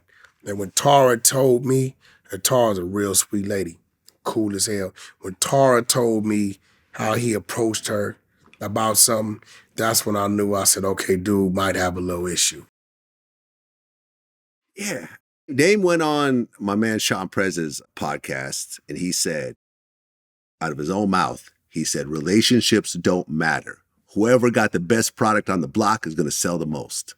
And I'm like, he just doesn't get it at all. That's real. Because it doesn't work that way, especially the higher up you go. The higher up you go, the relationship matters more and more because everyone got money at that level. And everyone only works with people they like to work with. Exactly. You see what I'm saying? So to say that, I'm like, I get it. My question to you is, what else have you heard about me as of recent? I really want to see where your mind... As of recent? Yeah, what else have you heard about me? Well, there was the whole... I was going to mention this. There was the whole Tekashi thing. Oh, yeah, I did that. So you did the podcast with Academics. Yeah. That was his first podcast, I think. See? No, the reason why I did it is because every time he was being interviewed about this street stuff, people that was interviewing was non-street people, and he was dancing around them. And I felt like the only way to really get it out of him, to get him to see what it is to have somebody in front of him that comes from that. So that's why I did it. Right. So you guys had the interview, and then you started doing some management work for Tekashi. He just, after I interviewed him, he's like, yo, Wack, man, I thought you was different. If business come your way, send it out. I'll work some business through you. Right. I don't think 6ix9ine can't be managed. He's just a guy, if you do business with him, you can't manage 6ix9ine. Well, he's in jail. He's on house arrest right now in DR. He's going to do his thing, right? So, when business opportunities come, I send him his way, and he likes it, I paper it. He get his in, I get mine, we keep moving. I definitely made the Kodak Black thing. Now, and that's what I was going to mention next. I'm 100% responsible for that. Right. And Kodak Black did a verse for $1 million? Yeah. I delivered him a check for $1 million. And from what I understand, it was a 16-bar verse, but 4 of those bars was actually dissing Tekashi. He said something. I got a rat giving me cheese. I got a rat giving me cheese or something like that. Yeah, so he cut that out. Tekashi did not hear that until the day of the video. Because what, the engineer leaked it out? No, we pressed play. The day we shot the video is where Tekashi heard it. Oh, so he didn't hear the version before shooting the video? That's kind of odd. Okay. So that part got cut out. Well, we didn't know he was going to cut it out until the video came out. Okay. Because we actually did the video with that version of it. So what 6ix9ine did was when he went and did his edits, because he still had to put his girl in it, the young lady from the DR. He shot her after we left, and he edited it out. We didn't know until when the video came out is when we knew he edited it out. Right. Do you think that snitching really matters in 2023 when it comes to rap? No. I was telling somebody the other day because, they got all these old school dudes like, hey, man, you can't expose somebody from snitching unless you're going to go over there and do something about it. So I had to tell people, it's 2023, and Wack100 wants to introduce a new division of this snitching thing. And it's called the exposers, right? Okay. I'm the godfather of the exposers. We're not exposing you to want to come kill you. We're just exposing you simply to expose you. Well, isn't that what 1090 Jake does? Exactly. But these old dudes who want to say, well, and it's usually the dudes that you find out got some telling behind their name, right? Yeah. Well, if you ain't gonna do nothing about it, you can't speak about it. Negative. We have a new division called the exposers. Now, once we expose you, if you guys from that division want to go do something about it, that's your problem. We do not work with the do something about it people.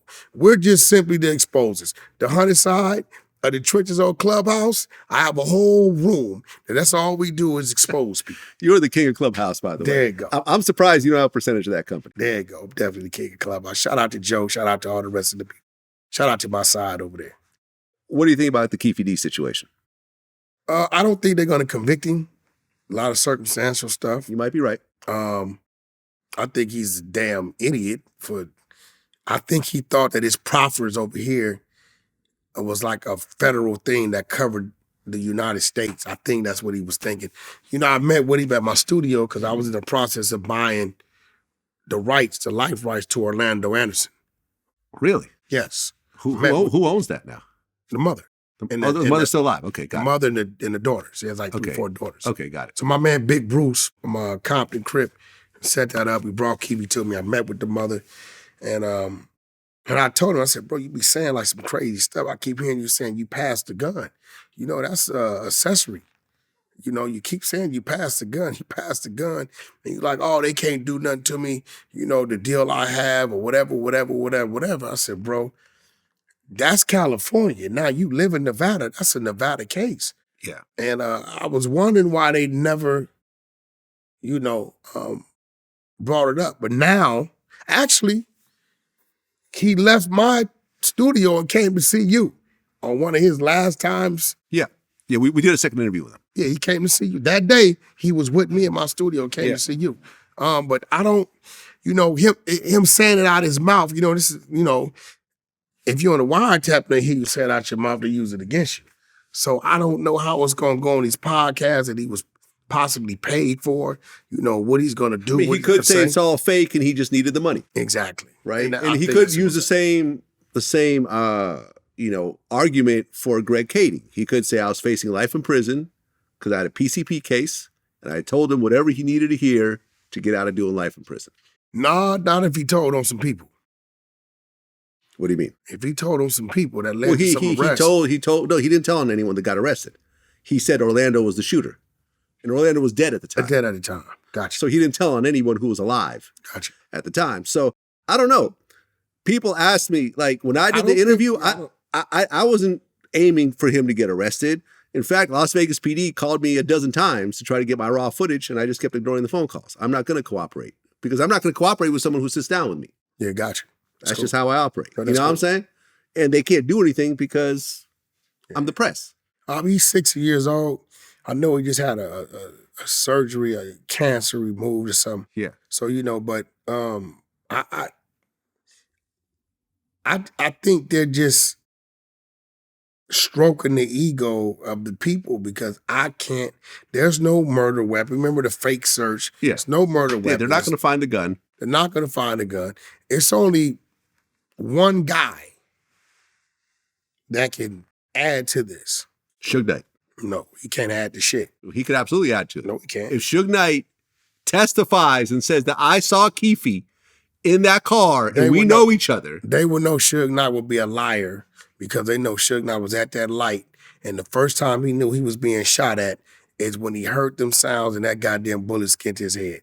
Ain't no way you gonna tell me Boom, boom, boom, boom, boom, boom, boom. Keefy D, boom, boom. No, Suge Knight hit that motherfucking gas and got on. Right, but Keefe D actually said in the Greg Kading that him and Suge locked eyes and they've known each other since they were kids.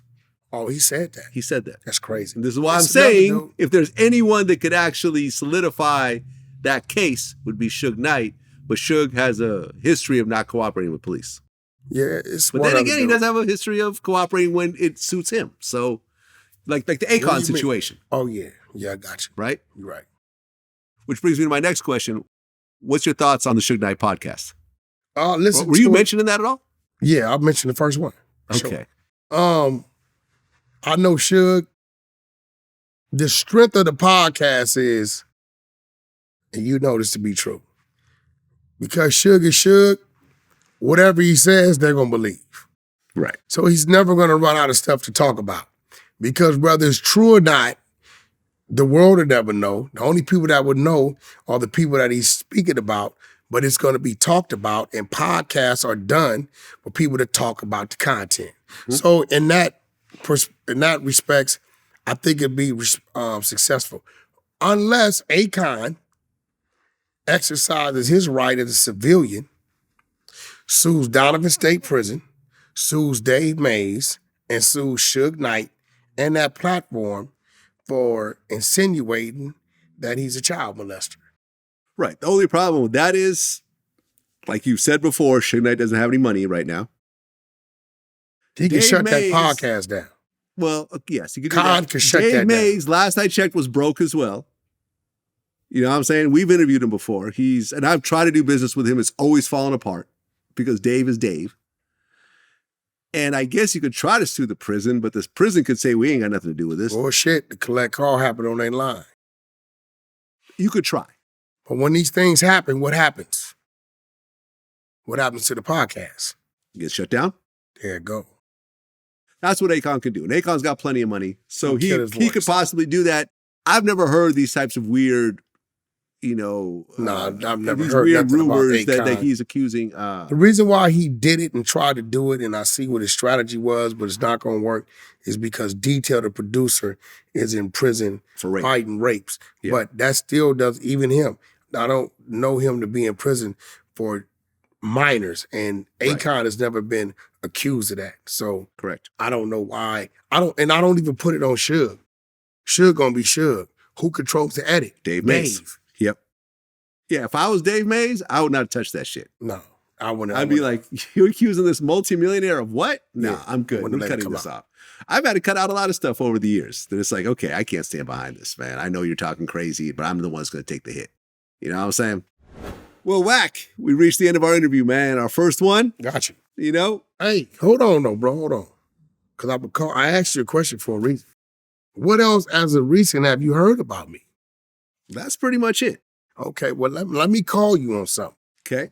Because I mean, there's a few other things. No, you no, know, no. Gucci mentioned we ain't you. talking about that. We ain't talking about that. Okay. Nothing non-music. See, you've done a lot of research on details and specific on things that happen. But it's a thing out called Incredible Diapers. The first black diaper company in the universe. Okay. I've heard about this. That's partnered with Nick Cannon. Okay. Partnership with Floyd Mayweather. I just got my MOU from Congo. I'm doing What's the MOU? my memorandum of understanding. I'm doing a deal with the government. Okay. Starting off with $30 million to go up to $200 million to build an incredible manufacturing center over there, right? So this is my next venture. Amazon just approved.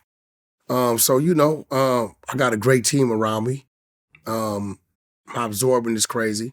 So at the end of the day, my mission continues. I'm still doing the music. I'm still working with my artists, but I'm reaching towards my generational wealth and something that I challenged myself to do 4 years ago. I've been doing this thing for 4 years. So Incredible Diapers, I got to deal with the Bodega Association to go into the bodegas in New York. Had to go to the DR to meet these people. And Nigeria just contacted me 2 days ago. They want me to come into their markets. So, Incredible Diapers, man. Okay. It's coming to a Walmart, coming to Amazon, coming to a store near you. So that's your biggest venture right now. Right now, that's my biggest personal venture. Okay. What else do you have outside of that? We got Tronics Network, which is a Zeus-style network that me and Ray J's doing, and I'm partnered with him. We're launching December, January. We got our first show is crazy called The Girls Club. 12 transgenders in the house. It's crazy. 17 shots emptied in the parking lot. It's crazy. Wait, 17 shots? What? Emptied in the parking lot. What does that mean? Just what it means. Someone fired off a gun in the parking lot. Listen, the alphabets get into it with each other. Yeah. So the gay guys jumped to transgender, and the transgender recovered and came out the bra strap with the extendo and popped off 17. This is crazy. Okay. We didn't spell girls Girls. We spelled it GORWLS, something crazy like that. Girls, yeah. But the Girls Club. We got 40 episodes unseen of Blueface's Bad Girls Club that we shot in his house. That will also live over there. We got Safari has done something with us. I got 7.5 hours of R. Kelly phone conversations from the time he went to jail to present. It's called Surveying R. Kelly. Yeah, I remember when I dropped my R. Kelly interview, you were already talking to them as well. I was already, you were already there. Yeah, I didn't put out for everyone that's already wondering. Did yours. Well, yeah, for everyone that was wondering, when I did my interview with R. Kelly, I didn't know what it was going to be about. I thought it was going to be a real interview. But when we got on the phone, all he wanted to talk about was the whole Tasha K, his phone calls got leaked. He unleashed me on it. The girlfriend, yeah. he got caught cheating on his girlfriend, and the other girlfriend turned against him. So I'm looking at this going like, man, I don't want to put this out. This is just him pleading his case, so and I don't know how much of it is true or not true. I got it hot. My liability, whatever. But then he filed his lawsuit, and everything in the lawsuit matched up everything he said in our interview. So I said, okay, I might as well put it out. Now, the lawsuit came from my work with Tasha K. He called me and said, yo, I need her to admit to say certain things. If you can help me with this, I don't have no voice. And that's when I went at Tasha K. And I did my due diligence over there. In return, he's open to do business. There's a Birdman R. Kelly collaboration album and 30 unreleased songs he's gonna allow. I've heard those songs. Those came out way back in the day. It was Best of Both Worlds 2 or something, right? It's another one that never came out.